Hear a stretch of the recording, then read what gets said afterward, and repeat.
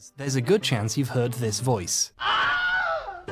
This sound, man being eaten by alligator, was recorded for Distant Drums in 1951 for a scene where a guy randomly drowns all by himself. This recording then became part of the library of sound effects people at Super Warnio Brothers used. Another scream from that recording then appeared in 1953's The Charge at Feather River, where a certain Private Wilhelm gets shot by an arrow. They also use it like 2 more times in the same movie.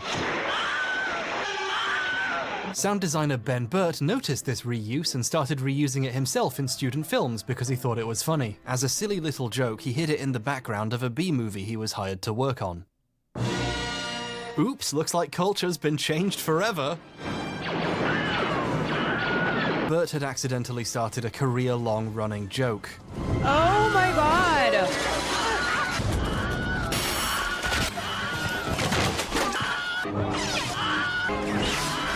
In his big cameo in Jedi, he does an impression of the scream. That might be one of the greatest bits of all time. When he gets killed by an OSHA-violating guardrail.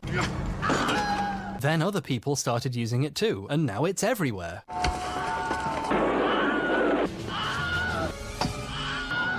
Oh my god!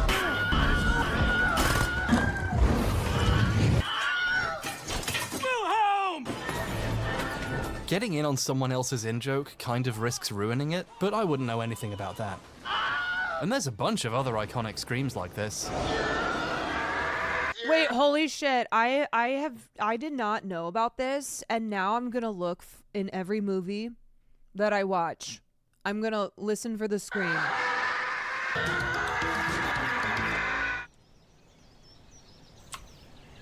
I actually hate it, TBH. That's because you hate everything! Oh, Jesus Christ! Like with Wilhelm, the source of these sounds are usually well documented. That scream comes from a popular sound effects library. And while we're ruining things, those sheep/goats screaming like a human videos you love so much? Yeah, they're all fake. That's just a sound that comes free with Apple software. No, I've never noticed this. I didn't know about the Wilhelm scream. I did not. This is the first time I'm finding out about it. Did not know. You're welcome. But for over a decade, one sound's original source was unknown. This one. This is all over internet. I think it's hilarious. Nowadays, but where's it from? Most people under a certain age are yelling Roblox at the screen right now. Roblox is a free online game/platform people can make additional content and games for, and they can even monetize what they make for a pittance. How did I not know about it? According to YouTube journalists People Make Games, Roblox developers receive less than 25% of the money from sales of content they make. This has led to the Roblox Corporation attaining a net worth of roughly $7 quadrillion. And one of, if not the, most iconic things about this game is its death sound effect, also known as the Roblox Oof. Videos of just this sound get millions upon millions of views. It has its own separate existence as a meme across thousands of videos, and one video claiming to be its origin has 117 million views. Wait, so does it take you out of the movie once you notice it? Because, like, I guess I can see that. Where once you're aware of the scream, then... Yeah, but isn't it usually in movies where it breaks your immersion? But it's in, like action movies, you know?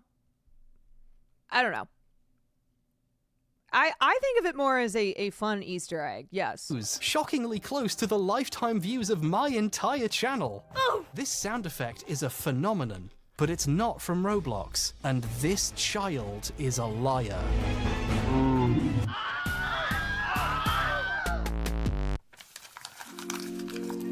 Now, I haven't played Roblox. Does I he play edit mature his games videos? for grown-ups, like Fortnite.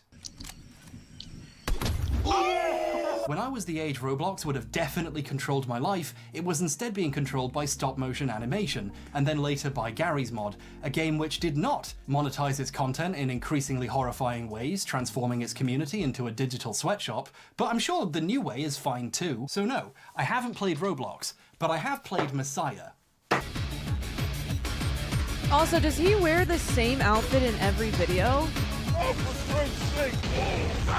Messiah was released in the year 2000 and developed by Shiny Entertainment. They made Path of Neo, so they're insane and I love them. You play as a cute little cherub named Bob, who gets blasted down to Earth to help out. This is the best opening cutscene ever. Bob has no combat abilities whatsoever. Instead, though, he can possess other people. I'm a cop.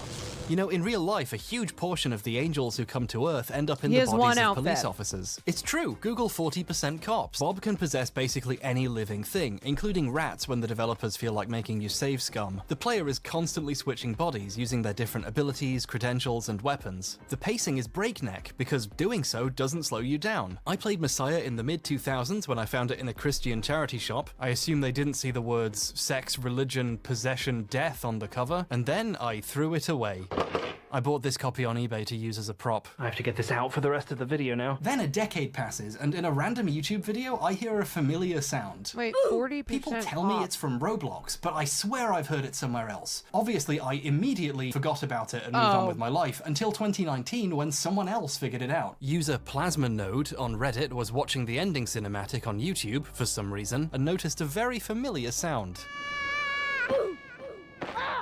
He posted his discovery on Reddit along with a clip from the... I'm not gonna lie, sometimes I get tripped up when people be like, oh, don't, like, what, how do I describe this? It's a way of, it's like not a joke, but it's like a structure where, oh yeah, don't look up Jerry Seinfeld loves high school, or no, what am I trying to say?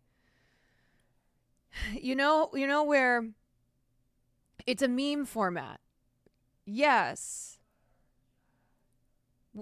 Yes, it's a meme format where they want to direct you to a fact or a story. But do so in like a clever way. Yes. No, not like Google LASD gangs type of thing. It's like even more cleverly hidden than that. Jerry Seinfeld once ate 16 tubs of ice cream when sitting. Look up Jerry Seinfeld 16 to learn more. Like that. Yes. The ending. Someone stole and reposted his clip on Twitter. A large Roblox YouTuber made a video about that tweet, and then journalists started picking up on it. Did you know Seinfeld helped write Fetty Wap's 1738? Yes. So Jerry Seinfeld's 1738, you're like, oh. Although the articles do credit the wrong person with the discovery because their one source is a video that got it wrong. Why did the sound get so popular anyway? Well, if TV has taught me anything, children being injured is just universally funny. Let's not think about what that says about us. Here's an interesting fact, which I hope justifies me playing the entire game in preparation for this video. Everyone involved seems to think the sound effect is specifically in the ending, but it's actually all over the game. You can fly around and flap your little wings to float, and whenever you slam into a wall, Bob makes a noise, and that's one of the noises. It's also in the opening cutscene too. It's kind of funny it was discovered in the ending, the last possible place you would hear it if you played the game. Interestingly enough, there was proof in Roblox the sound was from Messiah all along, and no one thought to check. You see, sound files have this thing in them called metadata. It's extra information that comes with a file, you know, album art, list of the artists and people who worked on it, and so on. You know those pirated Weird Al Yankovic albums your friend gave you when you were 14? That's why the album art was in there. It was in the metadata. I think that anecdote might be a bit too specific. The oof sound in Roblox's game files, .wav, has metadata in it saying it was made in 1999 while Messiah was being made, with the engineer listed as Joey Kouros. Joey Kouros is an extremely prolific video game sound designer. He's worked on Tony Hawk's Pro Skater, Spider-Man, Gears of War, and even Fortnite. I thought that when you guys were putting cops 40% in the chat that it had to do with this Roblox. That clip I showed earlier, that wasn't just me showing off my sick skills. That was a clever setup for this I was bit. like, no, it wasn't I was genuinely like, wait, are 40% of the characters in Roblox cops? I was like, oh, Okay. Actually, I wrote a Fortnite joke and then it turned out he'd worked on Fortnite, but still. And here's Joey on page XXXVI of Messiah's Manual as one of the sound effects guys. See, look, see? I don't have a camera person this time, so I'll have to cut to a close-up that I shot later. Rachel stopped responding when she found out what the video was about. So there we go. We know where the sound effect was from. We even have a good idea who might have made it. Because I'm stupid. Mystery solved. We can all go home to our families. Just kidding, there's more. That's only the beginning of the story, you worm. I can't say that. We haven't even talked about who owns the sound effect yet. It doesn't belong to Joey. It belongs to the company he was working for when it was made, Tommy Tallarico Studios, along with its owner, I don't need to say his name. He named his studio after himself. Are you ready? Yeah! Tommy Tallarico is a veritable video game industry icon, according to the first line of his biography on his website. I wouldn't personally go that far, but he was a fairly well-known musician and composer for video games in the 90s and 2000s. His most notable soundtracks include Earthworm Jim, MDK, and Advent Rising. His company was involved with the sound effects on lots of other games from this period too. That's why if you're my age or older, this is burned into your brain. Tommy Tallarico Studio. Tommy Tallarico. He said, in real life, 40% of angels that come to Earth possess cops. Google 40% cops. Yeah, my brain is like not computing this video, and I thought he was talking about Roblox. He was also on TV on the shows Electric Playground and Judgment Day, some of the earliest shows about video games, reviewing new releases and interviewing developers. If you were around for a certain era of game history, you remember Tommy from TV or played something his company worked on. He also co-founded Video Games Live, which produced symphony performances of popular video game soundtracks. VGL is universally recognized among gamers as a thing they think they remember hearing about that seems nice. Through royalties from his company's work over the years, Tommy's doing pretty well for himself, and he's spent his money on living in a very interesting house. It has themed rooms, a Spider-Man room full of all the original comics. Probably have about $50,000 in your hands right there. Giant statues of Lara Croft Dang, and the this Fifth is like Element a Lady, nerd an ancient dream house. Egypt-themed dining room. The list goes on. The first thing I built in my house when I bought this was a 7-foot waterfall, but it kind of sucks because at night sometimes I have to go to the bathroom. And Tommy is proud of his insane mansion. That's why I've got so much footage of it. He's given numerous tours of the place over the years, and it was even on MTV's Cribs. Is this guy going to turn out to be horrible? He re-uploaded it to his own YouTube channel years later. He's very happy about the fact he was specifically on MTV's Cribs. He says it a lot in interviews, and that's what he calls the video he uploaded onto his own channel. And there's no way he would tell an obvious lie like that. Would he? Foreshadowing is a literary device in which he also re-uploaded an old UK show where the presenter clearly hates his house. This is absolutely hideous. You've got to sort yourself out, Tommy. You've got too much money. This is silly. It's not right, Tommy. No, but it is. There's children starving. And if you're the sort of person who's impressed by Guinness World Records, Tommy has a huge stack of them leaning up against a cabinet in the corner of his awards/Indiana Jones nook. The big one is person who has worked on the most video games in their lifetime. I actually have the Guinness World Record for the person who's worked on the most video games in their lifetime. He's such a big deal, he was handpicked by Shigeru Miyamoto to work on Metroid Prime. Metroid Prime with Shigeru Miyamoto. I worked with him for many years. And he was also the first American to work on the Sonic the Hedgehog franchise. I was the first American ever hired to work on the Sonic franchise. Can you believe that? Can you believe that? Do you really believe that? Tommy's been kind of resting on his laurels doing Video Games Live for a while now. He hasn't done much new music for games since the late 2000s. One of the last things he did was donate music to What do I think Metroid Prime is about? Robots?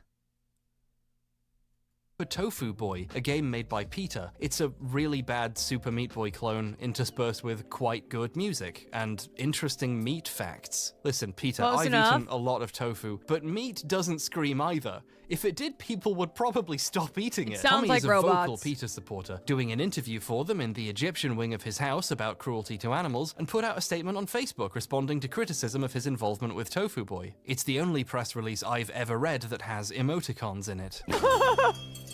We can't really talk about Tommy without talking about what he was doing while the oof was being discovered. It's about using Tommy your is most Prime to well avoid known the top of the hour nowadays ad for what has break. become known as the Amico disaster. In 2018, Tommy acquired the rights to Intellivision, a game company from the 70s and 80s, and announced he was making a brand new console, the Intellivision Amico. Amico aimed to be a truly family-friendly games console, with low age ratings on its games, and the bonus selling point of, not having online play. Apparently to get people playing in the same room together? Together again. Oh, some people would tell you online play is one of the best features of modern gaming and a nice option for people who can't easily be physically next to each other, and to that, Tommy's reply was, no. When I was growing up in the 70s, 80s, and even when I was working in the game industries in the 90s, we didn't have the internet, right? With this pitch in hand, how did the Amico do? It didn't. It was delayed, supposedly due to the global pandemic, but then it was delayed many more times, and it still isn't out 2 years after the intended launch. It seems less like unfortunate supply chain issues and more like management underestimated But how are how we hard gonna it be is a to make a family? new game console from scratch. As CEO, Tommy made the decision to open 2 company offices in Irvine, California and Salt Lake City, Utah, 2 really expensive places to open offices in the middle of the pandemic. In his video tours, the large, expensive spaces are mostly empty and unused, with the money guy in the back looking like he's working overtime trying to keep this operation afloat without a finished product. This is where the magic happens. Tommy wants money. This is in this box is where it all happens. As the money started to run out, they turned to crowdfunding investment website Fig. Tommy produced a video in his Spider-Man room, with other company leadership in his Egypt room and 2 God, I love people using that phrase. This is where the magic happens, and it's always used to describe like the most mundane, boring shit. This is where the magic happens. You're like, magic? Really? Because you're doing accounting. Tomb Raider-themed movie theater room, claiming the console just needs a bit more money to get going and release is just around the corner. The rocket ship has been built. We are on the launch pad, and we just need the fuel to take off. So strap yourself in, because it's going to be one hell of a ride. They raised $7 million more and the Amico still didn't come out. So they fair, tried counting again, can turning to get really second exciting. crowdfunding investment website, Republic. They even used the same pitch video. Come on guys, the rocket ship just needs a couple more $1 million.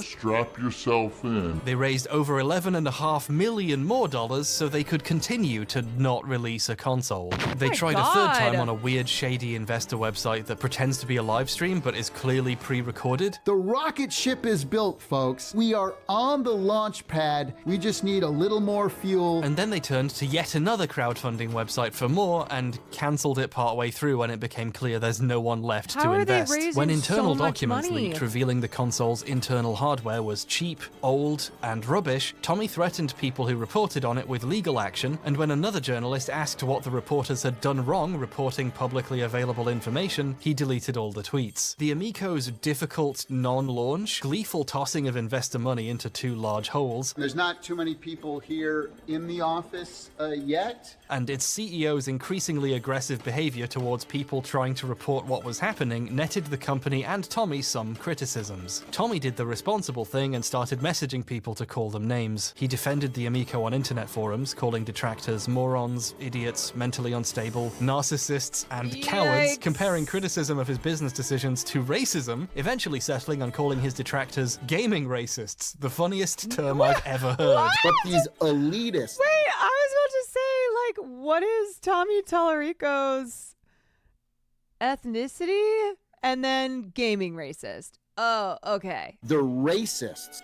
They're literally gaming racists. He did this while following a bunch of actual racists, white supremacists, and far-right personalities Gamers on are the Twitter. most This caused oppressed people class. to check for his other hot takes and discover his opinion on people who kneel for the national anthem. Apparently racism Justice is for bad, but gamers. protesting it is for douchebags. Somebody just said I sound like a social justice warrior. You couldn't be farther from the truth. And I'm the most unpolitically correct person on the planet. Don't call me an SJW. You have no idea how racist I am. People are saying I got triggered. No, I'm just having fun and being passionate. The folks in there that are they're peeing their I'm pants not right triggered. now. You're Things just triggered. got worse from there. I'm It not hit a the point snowflake, where you're a Tommy, snowflake. the CEO of a family-friendly games console company in desperate need of investment, would only give interviews with an ever-dwindling group of die-hard fans who completely agreed with this behavior. The kind of normal person who wear a serial killer mask while they interview you. My wife told me to cancel my Amico, and I still did not. This is one of the last people Tommy was willing to speak to. And then if you want to hear me pwn some noobs and punch back at some haters, This guy, I guarantee you, is a huge fan of Elon Musk. follow me on Twitter, Tommy Tellerico, and I don't mind punching back to some of these losers. So He has since stepped down as CEO, with his replacement announcing the company is entering a quiet period, which is a hell of a subtweet if I've ever seen one. The Amico still isn't out, and a lot of people want their money back.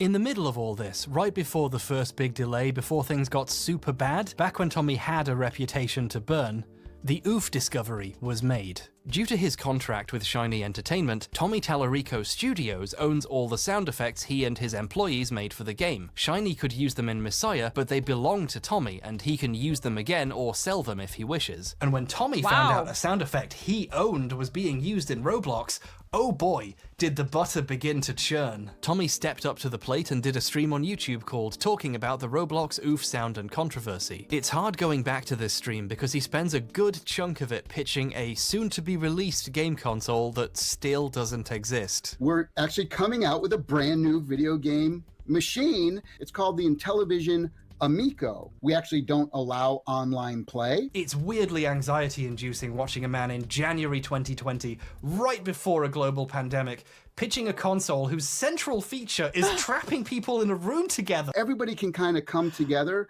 and play in the same room together. Pro family. But when he wasn't pitching his scam-adjacent business venture, Tommy was demanding Roblox give him $100 million. Tommy wants money. Okay, for legal reasons, I'd like to specify that was a joke. He didn't ask for that much. Probably. He didn't say how much he wanted. Almost like he was embarrassed to. Tommy made it clear he didn't want Roblox to remove the sound. He wanted them to keep Pay the using man it, but his to pay him money. for it. And if they didn't, things were going to court. They may think that, I'm trying to get the sound taken out of the game. I'm not. They may think that I'm currently suing Roblox.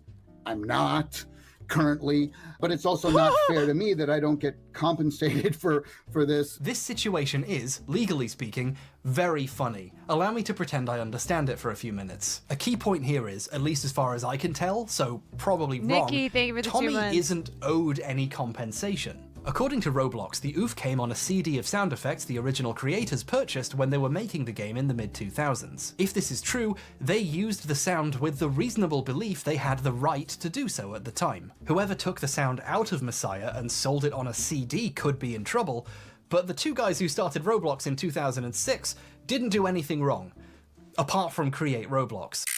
Okay, I've spoken to a couple of lawyers after filming this bit, should have done beforehand really, and they clarified something I think I should add here about them not doing anything wrong. They did still technically do copyright infringement. If you use a sound effect you bought from someone and it turns out they stole it and lied to you, you're still guilty of copyright infringement. However, if this actually went to court, there is something called the innocent infringer defense. If an infringer can demonstrate they had no reason to believe they had committed copyright infringement, and it looks like Roblox might be able to do that, the court can reduce the statutory damages to as low as $200 per infringement. There are other types of damages, like actual damages, the losses suffered by the owner as a result of the infringement, but that's something that could only be answered in a courtroom. As you're about to see, however, Roblox directly told Tommy they don't think they owe him anything. So it sounds like they think they have a good defense if things go to court.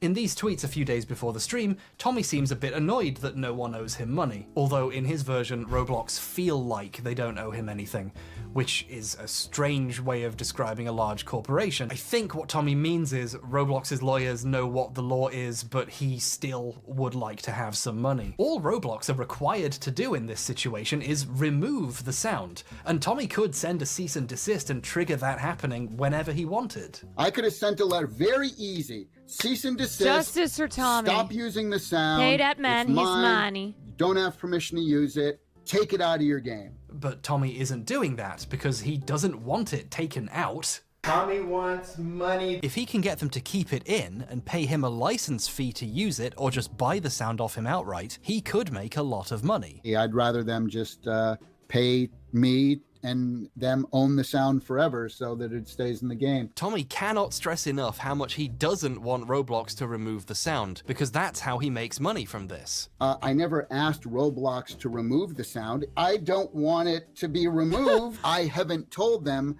to take the sound out of the game. I want to keep the sound in the game. And Roblox probably want to keep the immensely popular sound in their game.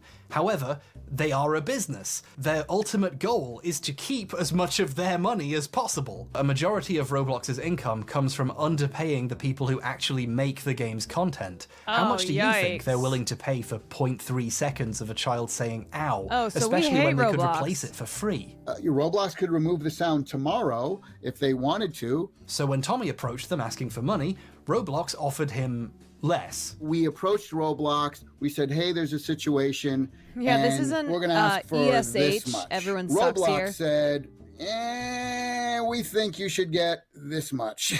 so, this much is what we think. Just to put it in plain English, the purpose of this stream is for Tommy to complain that Roblox will not offer him enough money to buy a sound effect they don't need. I think they're nuts and disrespectful to me. This is an all-time classic Tallarico moment right here, complaining about respect while calling someone nuts and asking them for more money. It's just incredible. I'm hoping that we can come together, I don't know, maybe Roblox somewhere in the middle. Child labor. To make everyone happy. One question really starts to stand out in this 90-minute stream. How much... You guys didn't tell me Roblox was using child labor. I would have gone onto Roblox earlier. How much money does he want? He's very careful to never say how much he thinks the sound effect is worth, how much he asked for, or how much they offered him. And I can't say, people are going to say, well, how much did you ask for? Look, you have to understand that it is not professional of me to go around stating how much money I'm asking and how much they are offering. Just to be clear, unless there's some kind of non-disclosure agreement, which he probably would have said if there was, there isn't anything actually stopping Tommy from saying how much he wants for the sound effect. The Amico saga has proven irrefutably that Tommy does not care in the slightest about appearing professional. That excuse doesn't work. He's choosing not to say it. Nancy and getting owns increasingly stock defensive in as Roblox. viewers keep asking, and he runs out of explanations. To be honest, none of your damn business. No. How much did you say for them to pay for the oof sound? Okay, well, I've already gone over that I can't talk about that. To an outside observer, and the chat whose questions he was dodging, it started to feel like Tommy just wanted a embarrassingly large amount of money for a single sound effect, and knew that it would make him look really greedy if he said it. People are never going to know, what it is, and there doesn't need to be that knowledge. He's in the fascinatingly awkward position of not being able to say how much he wants, even though that's what the stream is about. It would be unprofessional to talk about that, but I think I did describe that it's a lot more than what they were offering, which was barely anything at all. I think it's worth asking how much barely anything is to a millionaire with a dedicated Spider-Man room and an indoor waterfall in his mansion. Everyone should have a 7-foot waterfall, I think, installed in your room. But the thing that's kind of bad about it is that at night, I always have to go to the bathroom. Wait a minute, didn't he already make that joke? Later in the stream, he started taking questions, and someone asked him to give the ratio how different the counteroffer was. Tommy, percentage-wise, how far is Roblox offer compared to what you Roblox asked takes for. most of the money and owns the rights to any games made and sold on their platform. Many of the people creating the games are children. Well, it's better than the mines. At least 100 times less. I'm just kidding. That's So that, fucking evil. If they offered me $1, I'm asking for $100. So, if they offered me $1,000, that means I'm asking for $100,000, right? So that's how far What it is is. he? What is off. bro I saying? find it very curious that he will say how much he asked for, but only in the form of a riddle. Even more curiously, he uses very small amounts of money as examples. He chooses not to say, for example, if they offered me 50 grand, that means I asked for $5 million. Or if they offered me 100 grand, okay, I can see why he didn't. And I hope they come to their senses. And I know they're probably watching. I don't know, maybe they're not. It's Saturday morning. So that was the situation in January 2020. Roblox were offering to buy the sound. Tommy wanted 100 times more money than they were offering, and if things didn't go his way, he was threatening to take things to court. I have attorneys that I have teams of attorneys. I easily have about I've got 20 so many attorneys. different lawyers. It's just a difference of opinion on whether or not I help to bring millions of people to their game or not, and what that is worth. That last thing is, I think, why Tommy thinks he can ask for whatever massive amount of money he won't say. In his mind, this one sound effect single-handedly launched the Roblox franchise. But the idea is that this is a sound that helped to create the franchise, right? Some may say even that the reason Roblox is as popular as it is now may be because of the fact that so many people shared this oof sound. Where's he getting Some his? may say, where's he Tommy, getting you his don't need to info? launder your arguments like that. You are the one saying that right now. This is Many something people that are saying helped to create the franchise itself. It's made the game Roblox go supersonic. It was part of the reason. How many millions of people found out about the game Roblox Yeah, he because should have of been a Trump's meme VP. that used because of the sound, right? We think we're asking for something extremely fair considering what it has done for the franchise. These claims are hilarious, exaggerated, but most of all, wrong. Take the sound effects from Minecraft that are really popular and people use a lot in videos too. They have a huge presence online as well, but they didn't make Minecraft popular. They're popular because they're in a game millions of children have played. The Roblox Oof took off in mid-2017, when Roblox was already a pretty mainstream thing. The cause and effect is completely backwards here. While it might not be entirely impossible for a single sound effect to make a game very popular, I would like to remind everyone that this sound effect was already in a game, and that game was such a massive critical and commercial failure that no one noticed a sound effect had been stolen for 20 fucking years. Come on, bud. Roblox didn't become a multi-billion-dollar company because of a sound effect. They got there by being evil. Speaking of evil, Roblox eventually worked with Tommy to turn all of this into a whole new way of monetizing their empire of nightmares. Instead of paying Tommy for the sound, they're making the players pay for it. In November 2020, Roblox announced the Oof sound was going to be removed, but they were updating their developer marketplace so They're players like, could purchase sounds to use in their games. Fine. And once this update was complete, the Oof sound could be purchased and used through there. I assume Tommy would get a cut from this. Simultaneously, Tommy announced he had produced a sound effects pack for creators to use in their Roblox games, including the Oof. I have done a brand new sound design library just for Roblox. It's crazy because this guy is a dumbass. He is so stupido, but he clearly has, he's clearly very talented. I don't know any of his shit because I just was not in the gaming world, but he obviously has been very successful because of his talent that he is careful now. He's a team of lawyers. He's got so many lawyers could buy a range of sound effects packs costing from $10 to $250 and use these in the games they make. Roblox and Tommy agreed to keep the sound in the game as is for a while, so the sound marketplace had time to get up and running and no one had to go oofless in the meantime. But this functionality still hasn't been added a year and a half later. Eventually, in July this year, Roblox, citing a licensing issue, removed the sound and replaced it with this I'm not looking at chat. I'm not looking at chat. Rubbish, frankly. But it might be bad on purpose to incentivize paying to replace it once they get the marketplace up. So, clever move, I guess. You bags of scum. Tommy also got to make some official Oof merch, so that was nice for him, I suppose. I've created an Oof t-shirt. It doesn't look like he got the massive payday he wanted, especially since the audio marketplace hasn't manifested yet, but at least he got something out of it. So, there we go. Wasn't that an interesting story? That's the end of the video essay. Hey Dante, thank you for the 20 months. Don't look at the runtime. Don't worry about it. Don't worry about it. If you came here to find the origins of a sound effect, you can go. Subscribe on the way out if you'd like, but take care. Go play Roblox or something. And Tommy, I know you're watching. I've seen you arguing with people in the comments of videos with 100 views. You can go as well. Go do whatever it is you do in your fun house. I'm just chilling out. See ya.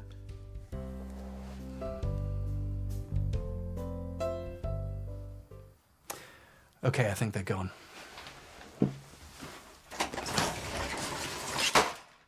This video is being filmed in an undisclosed location to avoid being traced.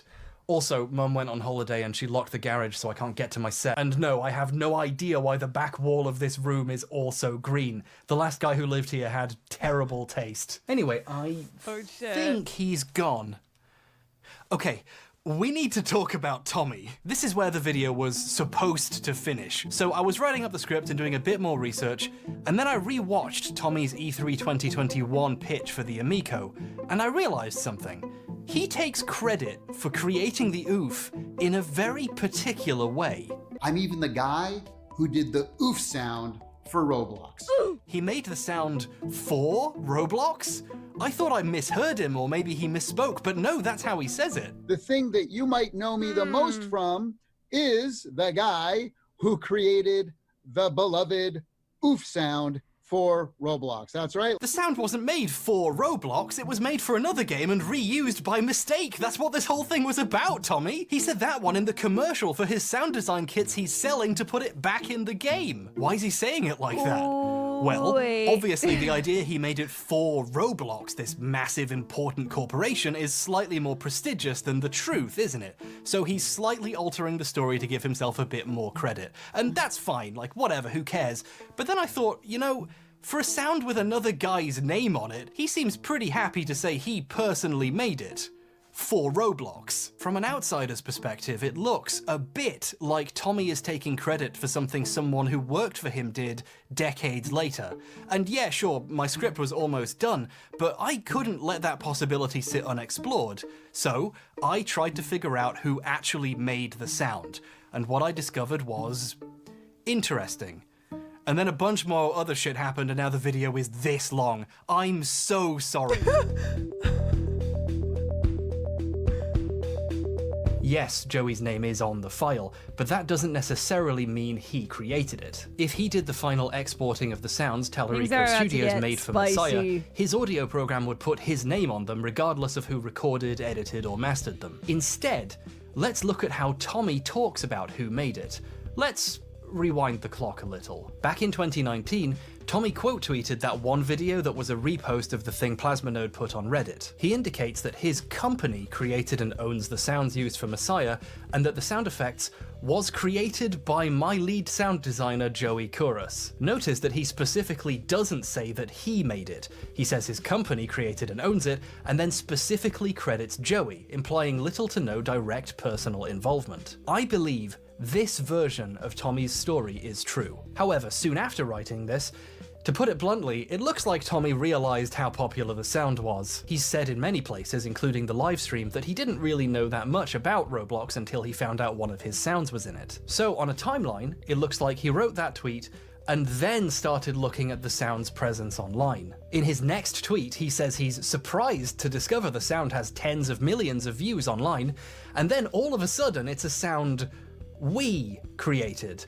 And then, and he adds this in parenthesis, like he's trying to sneak it into the story at the last minute, and I myself recorded. This is a bit of a change, isn't it? It's also just a weird way of talking about something you created. Like, if you found out something you had made, was in a huge game, you would go, hey, I made that. You wouldn't go, as you can see, my company created and owns that. It was made by someone who worked for me decades ago. Oh, wait, this sounds really popular. I mean, we made it, and I myself recorded it. And to his credit, I think Tommy noticed how this sounds too, because 30 minutes later, he tried again. He started a second thread where this time it's a sound he created, Joey edited, and he owns. Note that he specifically used the word created again. So he got his story straight in the end, at least. Good for him.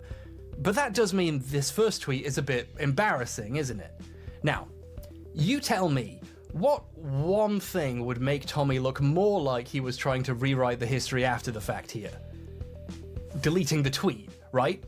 From my perspective, that would be a very stupid thing to do. But I must be missing something because he did delete it. It's gone. I am not accusing famous industry veteran Tommy Tallarico of lying about who made a sound here. I don't know for sure who did what on this sound. But Tommy should. Bro. And if he's telling the truth... I stand by it that H-Bomber is Ronan Farrow, but for shitty people on the internet. Why did the truth change when he was surprised by how popular the sound was? In a very short span of time, Tommy's version of history went from Joey created it, to we created it, to I created it, and then later an attempt to delete the fact he said Joey created it. I know how it sounds. It would be weird to assume someone just wants to brag about making this one sound effect this badly. But he does brag about it. He put it in his Twitter handle, it's part of his pitch for the Amico. It seems very important to Tommy that he doesn't just own We the need sound, to hear from that Joey. he personally created it. To most people younger than me, that sound effect could be the most well-known thing on his resume, which is a bit depressing, really. And when he tries to describe the process of creating the sound, things get even weirder. In the Oof livestream, Tommy's happy to say he made the sound, but then he tries to go into detail about how it was made. I thought what first I would do is talk about how the oof sound was created. When he talks about the work that went into making the sound, he doesn't say he did anything. He says we. Then what we did is we went through, all the different lines. We did a whole bunch of other stuff to it as well. So after He we is pitch shifted so it down, Trumpian. Sometimes he accidentally says I and then corrects himself. I wanted to let folks know how I created the sound, how we created the sound, myself and my sound designer, Joey Curris. It just keeps going like this. We start to tweak the sound, each individual sound. So again, in Oof, we might have spent, a half hour trying to figure out exactly which way we should have pitched it down and what thing we would have taken and this and that.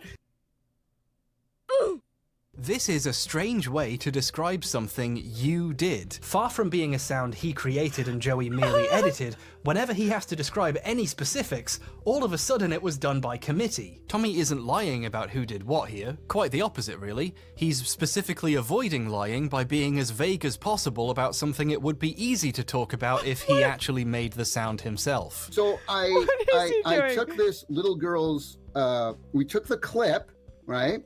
And then what we did is we edited it and we kept the length of the sound. He struggles to come up with anything he actually did. Like his knowledge helped? And we'll say, I want to say this right. I mean, it took a lot of my knowledge of audio to create this sound and make it sound unique. Now that people know this is about giving me, Donald Trump. they know about how I created the Roblox sound. After seeing a guy specifically avoid saying I and say we dozens of times and then finish the story by saying, so that's how I made the sound, it just comes off really disingenuous. One quick indicator of what he could mean by we is, at one point he uses it to describe the act of exporting the sound out of the program. Compressing it and making it all, EQing it and doing all these crazy things to it before we ended up saving it out. So when he says we here, he just means Joey. It only takes one person to hit save on a file, and that's the one thing we know for sure Joey did. Like with the money situation, it's hard not to read into why Tommy is talking strangely. It starts to sound like Joey did most of the work, but then that would mean someone else deserves the credit for creating the sound. So all of a sudden, this 0.3 second sound effect becomes a team effort. That's Tommy's version of how the sound was made. When you gotta hit that He says 1,000-word requirement. but sometimes when he says we, he just means Joey. So what's Joey's version? Joey's been pretty quiet about all this, and good for him. His career's still going strong, unlike some people's, and I'm sure he has better things to do than litigate who made an ancient sound effect. Unlike me, who apparently has plenty of time for that shit. However, Kouros does have a website where he maintains credits for every game he's worked on since 1993, and he's still updating it today. Next to Messiah, Joey puts, design of all sound effects. After witnessing someone claim Joey did it, change their mind, delete the story, and then talk in very vague terms about who did what, seeing someone just say, I designed all the sound effects, is like a breath of fresh air. This is another reason why I find Tommy's first version of the story more believable. Not only is it untainted by his later discovery how popular the sound was, it's also what the other person who worked on the game said. But this really makes it look like Tommy's stealing credit from someone else who worked for him now. It was just a hunch before, but now, I don't know. And here's when the fun, easy video about the Roblox Oof I was trying to make ended, and the horror of my new life began. Because while I was on Joey's page, I noticed something else. Design of all sound effects for Tony Hawk's Pro Skater. This was very confusing to read, because Tommy spent the last several decades saying he worked on Pro Skater. Tony Hawk Pro Skater, Tony Hawk Pro Skater, Tony Hawk Pro Skater. I was on the original Tony Hawk Pro Skater team. I was on the original Tony Hawk Pro Skater team. I'm not saying Tommy didn't work on it, it's just some places seem to disagree with him. Places like the credits of Tony Hawk's Pro Skater. According to them, someone else did the in-game sound effects. I'll give you 3 guesses. It was Joey. Although the company he was at is credited as well. It's like they're saying sound effects done by this guy from this company. But Tommy's acting like he personally did it again. I'm starting to feel a bit bad for Joey. Just to kind of add to the mystery, he talks about how small the development team was at the time, to kind of add to the exclusivity of it, I guess. You know, being a part of the original Tony Hawk Pro Skater team, you know, there's only about maybe 10 or 12 of us. This means very few people exist who could possibly contradict him. How convenient. So he's it does a make it even fucking weirder, though, scammer, for such a man. small team to leave his name out of the credits. I guess Tommy could say his name is in there, but only because his company is named Tommy Tallarico Studios. So, who is responsible for the sounds in Pro Skater? The guy credited for it, or his boss who says he did it now? In an older interview / house tour, Tommy got a bit more specific. He said he'd buy skateboards, we'd buy skateboards. We buy skateboards. And then Tommy would help this mysterious other person record the sounds. He says one of the pain sound effects, ironically also a kind of oof, is his actual voice. The actual sound in Tony Hawk that you hear when the guy falls off the skateboard and cracks his head open. That's me falling off, cracking my head.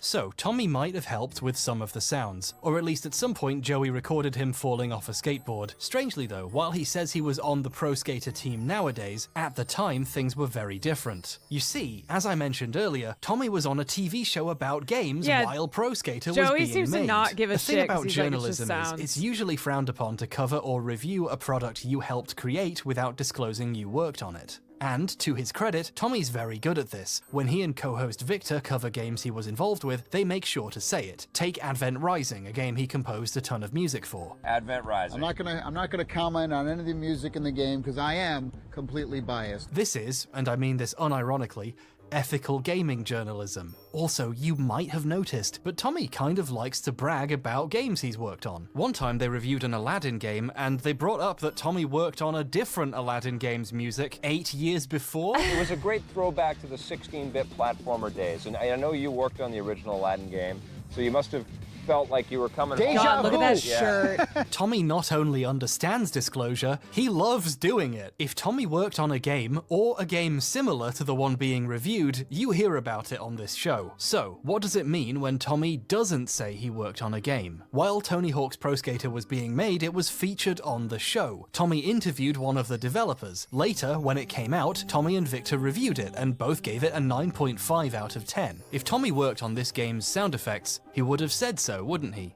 Well, he doesn't. At no point whatsoever in the coverage does Tommy disclose he worked on the game. Tommy behaves like a TV guy interviewing a game developer, which would be a That's bit a weird if he was 2.5 Men also Charlie on that Sheen development shirt. team, right? I can only think of a few reasons why Tommy wouldn't mention he worked on the game when he goes out of his way to do so normally. One is he randomly decided not to take credit for something, which seems out of character and pretty dishonest considering how hard he promoted the game, and he seems to know better than that. The alternative is, while he had helped Joey out a little, Tommy, at the time, didn't consider whatever input he gave big enough to justify telling people he was involved. Which is fascinating to me. There is potentially a past version of Tommy who, if he honestly thought about it, would choose not to say he worked on Pro Skater. Which is cool of him. However, then Pro Skater went on to be a really famous franchise, and it became very cool to say you worked on it. I was on the original Tony Hawk Pro Skater team. And over the years, Tommy's story has grown a bit from helping with some of the sounds to, doing all of them. I was on the original Tony Hawk Pro Skater team, so I did all those sounds, audio director on that.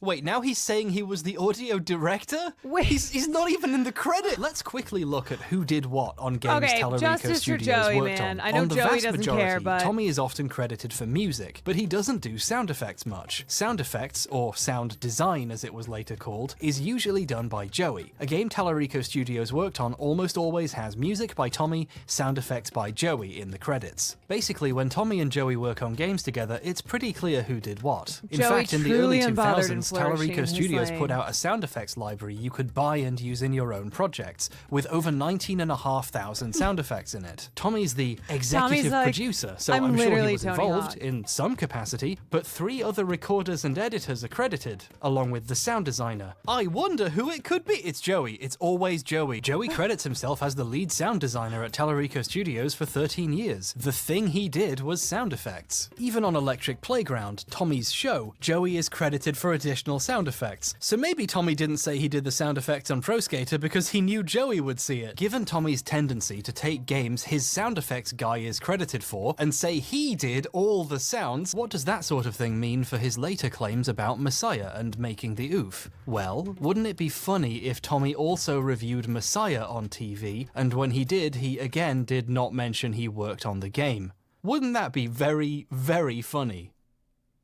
Yeah, it is funny. That is what happened. Even funnier, on that same episode, they also reviewed the Dreamcast version of Pro Skater. Even Wait. funnier, on that same episode, they also reviewed... Where is this? Where does this? Yeah, it is funny.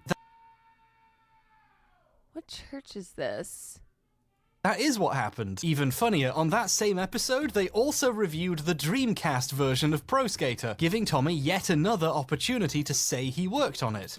Which he didn't. Yeah, you There's guys hear starting to well. be a precedent for Joey doing things, being the one credited for it, Tommy reviewing it and not mentioning he worked on it, and then years later deciding he did. Coming back to how he talks on the stream, we could mean we both worked on this sound, but to be cynical, it can also mean Joey did it while working for me. Messiah is one of the 2 or so games I could find that Tellurico Studios made where they are both credited for the sound effects at once, so potentially Tommy might have been more involved with the sound effects on this than normal. So our candidates are a guy who mostly did music and not sound effects, reviewed the game on television and chose not to say he worked on it, and when he later decided he did and he made this sound, carefully avoided taking credit for anything specific, or the guy... Bro, it's weird because he was involved with these things, or with these games, but he was involved in the capacity of doing the music. Like, you have credit. You have credit for these games. You did the music. But he just had to take credit also for the sound effects. Because people like the sound effects and not the music. Oh, interesting. Okay. Guy credited for sound effects on almost every other game, who says he did it, who Yeah, Tommy I said made did the it before whole he changed game. his mind the first time, and whose name is on the file. In conclusion, who knows? Could have been either of them. Maybe it was both. Art is really a collaborative process. Okay, that was written as a joke about how heavily the deck is stacked here, but let's be serious, I haven't found any definitive proof here. I think it's interesting just how much Joey is credited for sound effects everywhere else, and I think it's weird that Tommy didn't really have any specifics to say about what he did on the sound, and I think if he did work on the game that closely, he should have said so when he reviewed the game on television, but none of that is specific proof of who recorded or mastered a specific sound effect. However, given all of this additional context and information, I can say at least for myself that I have some trouble believing Tommy when he says he made the sound. But when you decide something a well-known industry figure like him has said is suspect, you start to ask, well, what else has he said? This guy's been around for decades and he's said a lot of things. I started investigating some of his other claims. I did it mostly to prove to myself I was just being silly so I could believe him when he said that he made the sound. I wanted to be able to put this to bed and move on with my life. I just couldn't accept that the first American to ever work on Sonic would lie like that. Hey, wait a second! Yes, Tommy has repeatedly said he's the first American to ever work on Sonic. In fact, I was the very first American to ever be hired by the Sonic team back in the day. Are you serious? Very first American to be hired. One of the first Americans to ever be hired by Sega of Japan for the Sonic team. I was the first American to ever be hired to work on the Sonic the Hedgehog series. But if you don't take Tommy's word for it and do your own research, by which I mean basically Google Sonic for 2 seconds, you start to see red flags. Sonic was being developed in America as early as 1992, when Sonic 2 was being made in California. Americans are all over Sonic's game development since almost the beginning. Which game did Tommy work on anyway? Sonic, some of this, or one of the Sonic games, Black Knight, that might have been in the 2000s. So Tommy was about 20 years late to the party of Americans working on Sonic. Okay, let's be charitable. Maybe he means first American to do music for the series? But if he thinks that, Tommy's been crushing too many 40s. That was terrible. I promise to live and learn from the... Oh, fuck. But this first American stuff gets even deeper. There are layers. You guys, I didn't know Sonic was a game until... maybe a couple years ago. I thought it was fast food. I knew about Sonic the Hedgehog. I knew about Sonic the Hedgehog. But I didn't know that it came from a video game, because I had never played it. You guys know, okay? I missed out on a lot of things. Sonic was one of them. We should go through a list one day of like what are just iconic games, and I'll see if I've played them or if I even know of them. Did you find out it was a game when No, I knew. I think maybe Will told me. You're right, though. Sonic is also a fast food place. It is. But I think he was one who was like, no, it was like a really popular video game. I'm not going to judge you. I didn't get the Hassan birthday music reference. Well, he tried to pretend he didn't get it too, because he tries to pretend that he didn't spend so many nights in a nightclub. Shit. Do a segment of, is this a game or is it not? Oh, that's a good idea. Yes. Yeah. You guys can like submit stuff maybe. And like make, pick like fake stuff, pick real stuff. Or like if something like that doesn't already exist online and I have to guess if it's a game or not. What's the name of the hero from the Legend of Zelda series? Zelda? Feels like a trick question. it. One particular American Actually, I'm gonna go grab some water. Hold on. Hosted by Nandre. Yes.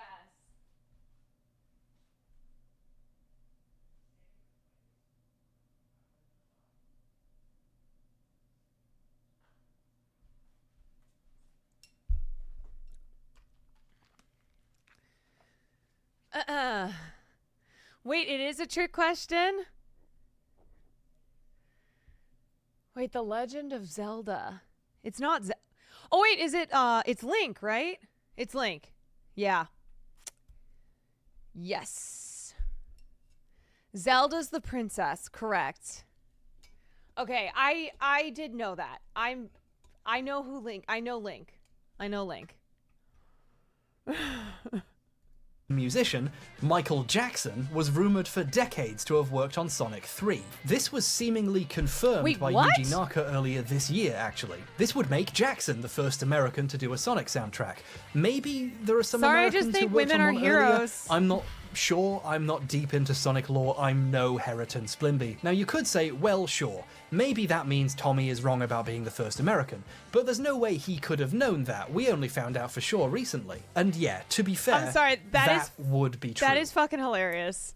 Were it not for the fact Tommy has also been bragging about knowing It back was in the Michael 90s that Jackson worked on Sonic. So I was really close with the Sega folks back in the early 90s. I don't know if it was ever confirmed or not, but I can tell you that he did do the music for Sonic 3. This was at a con in 2014, before he first Zelda started saying game where he you was play the as first Zelda comes American. out after So 40 either he years. knew he was lying when he started saying that, or he made this shit up too. Which one is the lie? At this point, why not both? I don't trust this story about knowing about Jackson either, frankly. I think he just made up a story to seem involved with another important piece of history. That seems to be his MO at this point. Bro, This is just motherfucker probably will claim that he was there at the signing of the Declaration of one Independence. example of what we could charitably call exaggeration, but realistically we call lies. The more I tried to check things Tommy said to prove to myself that any of it was true, the more it all came apart. Okay, so what about the Metroid Prime thing? He said in a bunch of places, including the Oof stream, that he worked on Metroid Prime. Metroid Prime with Shigeru Miyamoto. Worked on that for a couple of years. And I worked with him on Metroid Prime, the first one.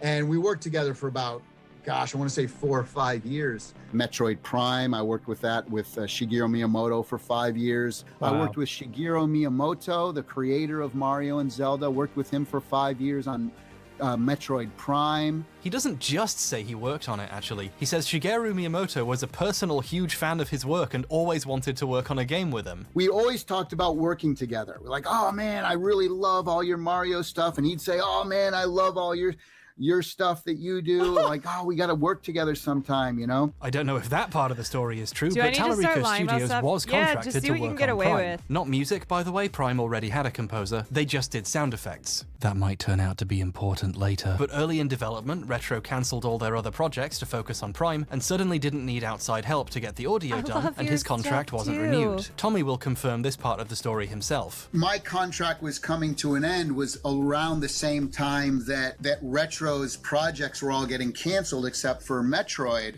and they had an internal audio department. So he did work on it, briefly, but again with the exaggeration. Tommy For him survived to be 9/11. dropped so easily implies Miyamoto wasn't as invested in working with Tommy as he says. Tommy doesn't just say he worked on Prime's sound effects for a bit and Miyamoto was a huge fan though. His story gets way more exotic. He tells people Miyamoto didn't You know give what the thing is? When you start lying, you can't stop.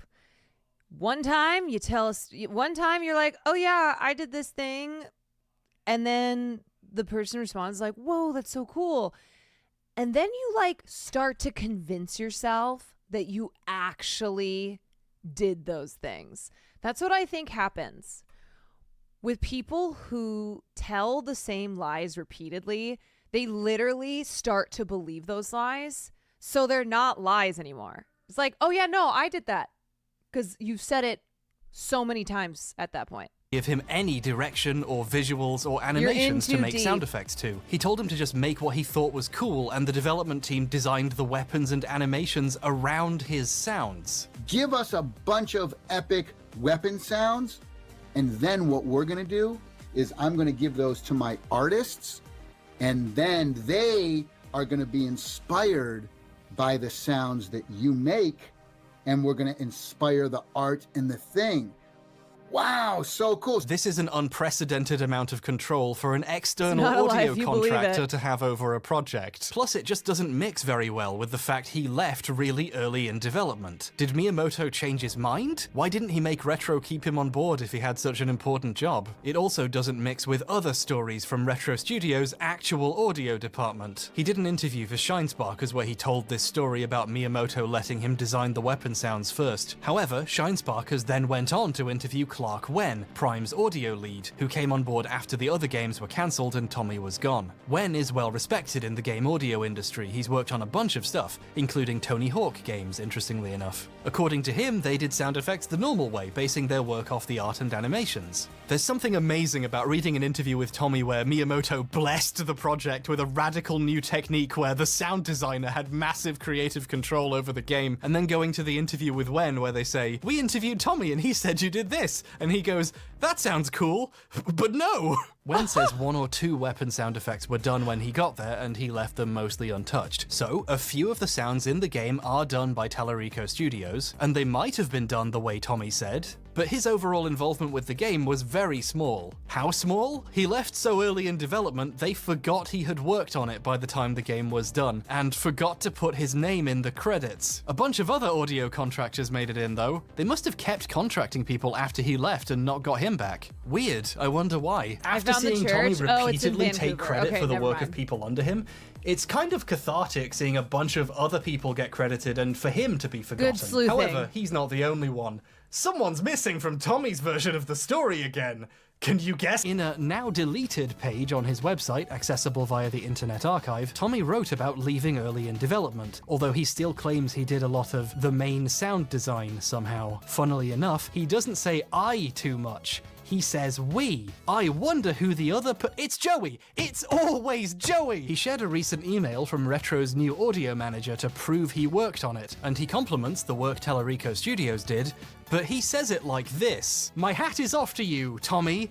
And Joey? It's always Joey!" What makes the story even funnier is how, Tommy was on a TV show that reviewed games when Prime came out. Tommy didn't mention he worked on it, which makes sense, he was barely involved. But one fascinating thing that hasn't come up yet is Tommy just has terrible taste. JoJo's Bizarre Adventure? The characters are incredibly stupid. He complained about Prime's backtracking and scanning system, stuff people love about the game, and absolutely refused to let Victor get a word in edgewise. I had to scan every little There's thing. a great and story I don't know in what there this as well. means. And that's a problem for me. But I the enjoyed worst, all of that. The worst problem about this game is that He gave it a 7.5, which according to Metacritic would be the absolute lowest score any remotely professional critic gave it at the time. Even less than the 8 the guy who wrote the text reviews for EP gave it. Tommy was not the biggest fan of this game, but now it's universally recognized as a masterpiece, he can't wait to tell you he was a huge part of it. It's kind of fascinating how greatest these of all two time. supposed industry professionals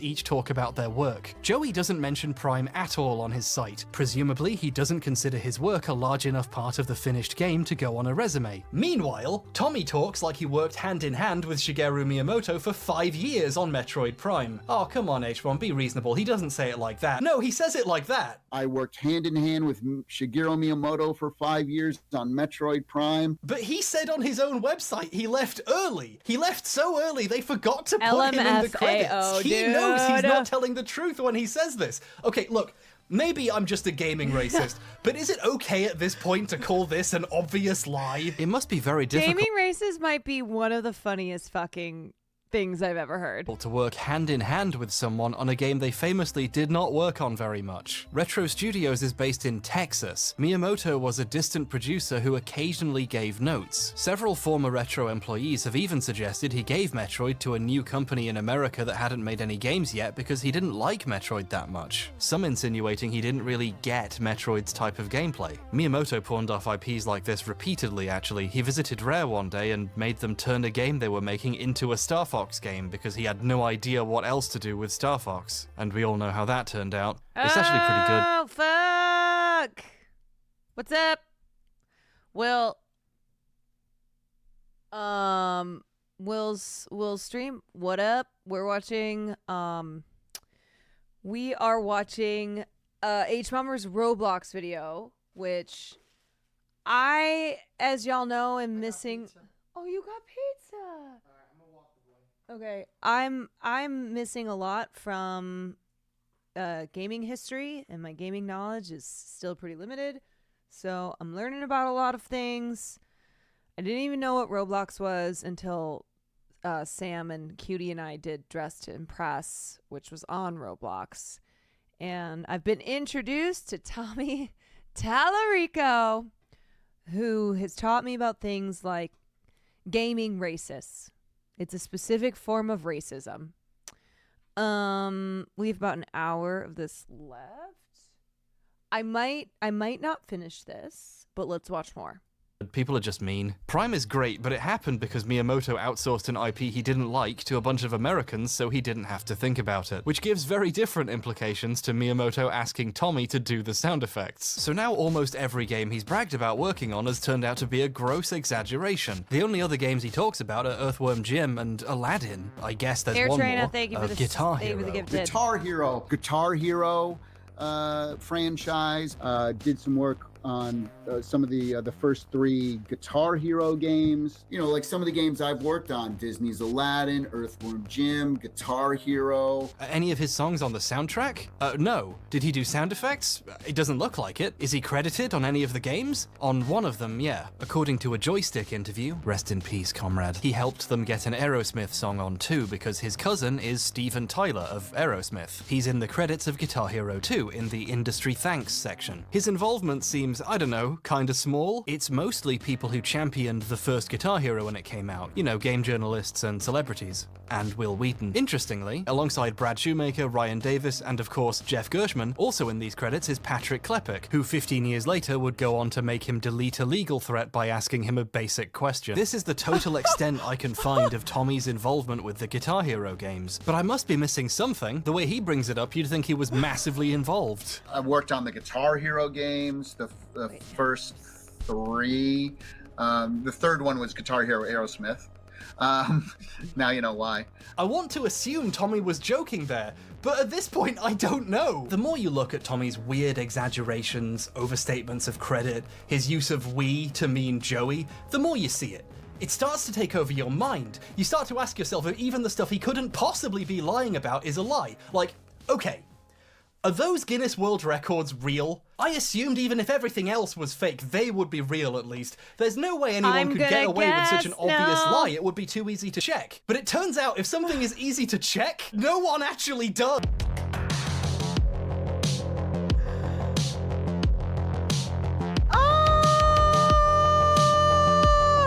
Let's start with the big one.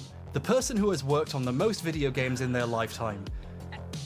That's Everything's what he calls a lie. it, at least. I hold the Guinness World Record for the person who's worked on the most video games in their life. My mother's very proud. The person who's worked on the most video games in their lifetime. Man. My mother's very proud for the person who's worked on the most video games in a lifetime. So that was pretty cool. My mother's very proud for the person who's worked on the most video games in their lifetime, which is kind of crazy. I'm telling you, you say it enough times, you'll believe it. Proud. The person You who's say it worked on enough the most times, video games in their it's life. true. Jay Della, thank you for the raid. My mother is very proud. There's several problems with this one. Let's start with how the number of games he's worked on keeps expanding, and not in the sexy way. By the time of his first Guinness World Record in 2008, he'd worked on the production of 272 games. Around this time, he stopped doing music for games and started focusing on video games live. Video games live takes up such a huge part of your, Fake it till you time and your believe career. it. So, have you ever considered going back to like full-time video game composing? No. Does There he was even this have a period in mom? the early 2010s where the last game he'd officially worked on outside of Super Tofu Boy was Sonic and the Black Knight. The last game I composed for was actually a Sonic game, and that was a couple years ago, but yeah. But somehow, 2 years later, he had a record with over 300 games on it. In October 2017, he said he'd worked on over 300 games. In fact, I have a Guinness World Record for the person who's worked on the most video games in their lifetime, over 300 games. But by the time of the Oof stream in January 2020, just over 2 years later, it was over 350. And I've worked on over Man's a 350 workhorse. video games. He had a busy couple of years there. I read today 300 video games you've had your hands in. That can't be a real number. Yeah, that's actually Man gets off his ass and works. It's up to 350 now. That I know a lot of people in the industry. I've worked on 350 games in my career. Okay, Tommy seems a little confused himself how many he's done. So, you know, just for his sake, we should probably double check how many. So, is there a list somewhere? His Wikipedia page lists far less games than he says he's worked on. Fewer, goddammit. I used Wikipedia for that visual earlier, showing the games he'd worked on in the early 2010s. Let's show everything else he did afterwards. Nothing. He cameoed in Retro City Rampage, and that's it, according to Wikipedia. His IMDb splits his credits into a dozen different categories, but not games, television, and movies, because it's a horrible website. And the composer and sound department credits have a bunch of games repeated in both. Wow, he's credited for some of them 3 times. Even Messiah's in there twice. Earthworm Jim 2's in there 4 times? But even adding literally all the video game credits together, including all the duplicates, you get less than half the number he said he'd done 15 years ago. What the fuck is happening? His Moby Games... Bro, that's like the number of movies that Eric Roberts does in 1 year. Weirdest part to me is that he says like the amount you work on is a good thing when it's probably the opposite. Just means you worked very little on a game. Page lists about 100. It's 6:13 a.m. right now, and my eyes went a bit blurry while I was counting. It could be like 98. Either way, it's a lot less than 350, and I'm not recounting this shit. Yeah, and like that's he counting makes a it bunch sound he's as if just he in was the thanks for, instrumental like Guitar to Hero every 2. single game. He doesn't list Pro Skater because he's not in the credits for that, even though Moby Games appear to have copy-pasted the official biography from his website, which claims he did. They somehow managed to get Pro Skater to link to the correct game page, but not to get the spelling right. Okay, none of these websites can be trusted. Thankfully, Tommy has taken it upon himself to make his own list of games on his website. This list is larger, and I mean a lot larger than the others, and since Tommy wrote it, there's some dubious names on here. Pro Skater and Guitar Hero are on there, and so is Metroid Prime. Obviously, he personally held hands with the development team while they made it, but so is Prime 2, a game I've never seen any mention of him touching anyone's hands on. Did they reuse some sounds him/Joey made? So that counts as working on both. And I guess I can now add Roblox to that list of games. If Tommy thinks he can put Roblox on the list of games he has worked on, imagine what justifications other games are on this list for. One of Tommy's actually interesting contributions to game history is early PlayStation 1 models came with a demo disc to show what the console could do, and some of his music is in the menus and titles. The first sounds ever made by some early PlayStations would be music made by Tommy. This is kind of neat and cool, and it's also weird seeing PlayStation demo disc in a list of games composed for. In general, this list has quite a bit of what we call padding. Tallarico Studios did additional music for the first Blood Rain, so that's one game worked on, right? Well, it's on Tommy's list 5 times, as each console version along with PC and Mac. I'm not sure why you'd want to give Blood Rain such a strong presence on your resume, but each to their own. He also did the music for Earthworm Jim 1 and 2. An Earthworm Jim game is on his list 18 times! Super Tofu Boy, a free Flash game Peter made he donated music to, is on here twice! You can run Flash games on the Mac too? Wow, that's an extra game worked on.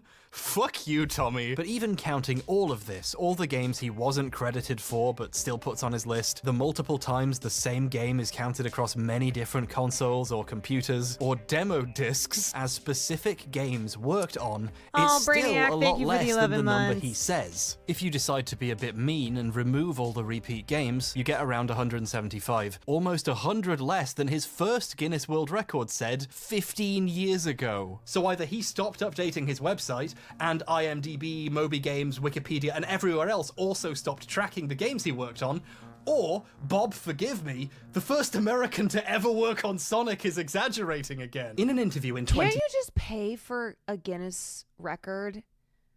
Like, you can just do that. Like, he 100% just submitted and paid. 10, he said he worked on 280 video games, which is a Guinness World Record. Actually inside the Guinness Book as the person who worked on the most video games in their life. This sentence almost made me cut my fucking head off. Tommy isn't actually inside the Guinness Book of World Records he's talking about here. Trust me, I checked. He is, however, inside that year's Guinness Book of World Records Gamers Edition. The Gamers Edition is full of more game-centric records. Notice that it's also much smaller God, I and the used to be print quality is obsessed much with worse. these books. And generally, it's a lot less prestigious than being in the actual book. My producer, Kat, left a comment on that line in the script saying, it's a bit like saying you gave a TED talk when really you just gave a TEDx talk. Not realizing how fucking funny she was being, because Tommy has done a TEDx talk. My mother's very proud. When his biography on his website calls it a TED talk. He is exactly that guy. She is so cool. I love. To be fair, I bet this is something that a lot of people do. People who have given a TEDx talk being like, yeah, I gave a TED talk, even though they're not the same thing. TED talk is more prestigious. Of her. Silver Tommy Ninja, is thank at you for least the 4 featured months. in the Gamers Edition. It's a 2-page interview I don't believe he has a and mother video either. games live. At the beginning of the interview, the author claims Tommy has worked on more game soundtracks than anyone else. They don't say how they verified this or provide the list of games. It seems a bit like Tommy just told the interviewer this in the interview and they repeated it as a factoid, assuming it was true, because why would someone tell such an obvious lie? Whatever evidence he has backing up his claim is becoming difficult to find. Luckily, this wasn't too expensive on eBay. Supplies are quite low, but the demand, it's just me, basically. I mentioned how surprisingly cheap these were to Mandalore Gaming, and he started bulk buying them to leave in Airbnbs he stays in, like a sort of gamer-dian Bible. So if they seem more expensive now, it's because he's artificially inflated the price.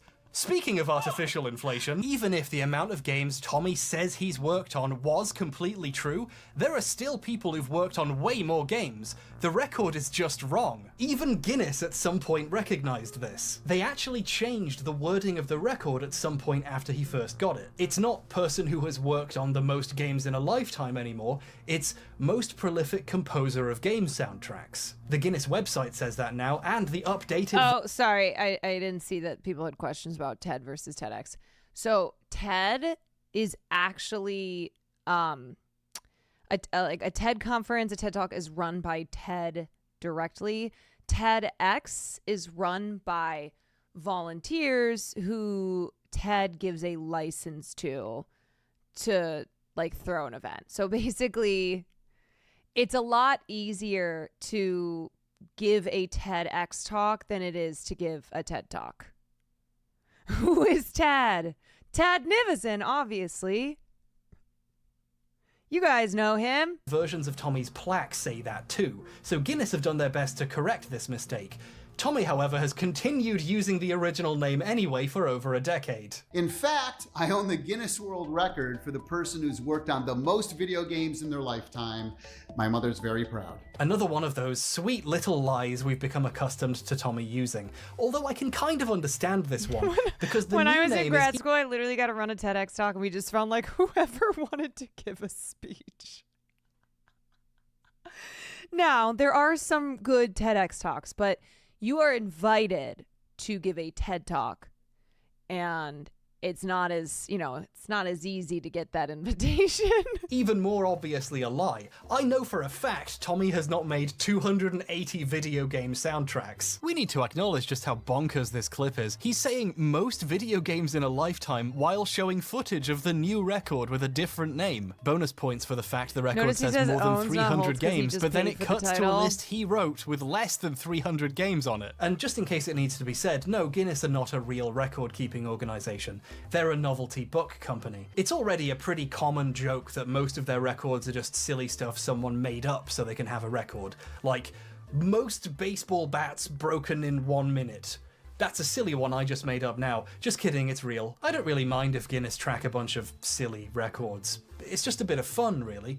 But they are an utterly for-profit organization, not just in terms of sales of books, but also sales of records. Guinness has an entire subsection on their website dedicated to business marketing solutions, promising they can help with PR and marketing campaigns, complete with a case studies section showing over a dozen pages of companies they got attention for by helping them come up with a new record to break, like Canon with its longest digitally printed photograph. If you have the money, you can pay them to help you break a record. I have my suspicions a lot of the silly record holders are independently wealthy people. You know, some people just want a record to call their their own to give their empty lives a sense of meaning. Guinness aren't purposefully keeping track of who's broken the most bats or wasted the most money on a Pokemon card. Having a Guinness adjudicator on site to verify and give out the award on the day is super expensive, at minimum $10,000 plus transport and hotel costs. This stuff gets expensive fast. They aren't a neutral party tracking human achievements, they are a paid service, and many of their record holders are basically just customers. You'll notice that when it became clear someone else should have the record for most games made in a lifetime,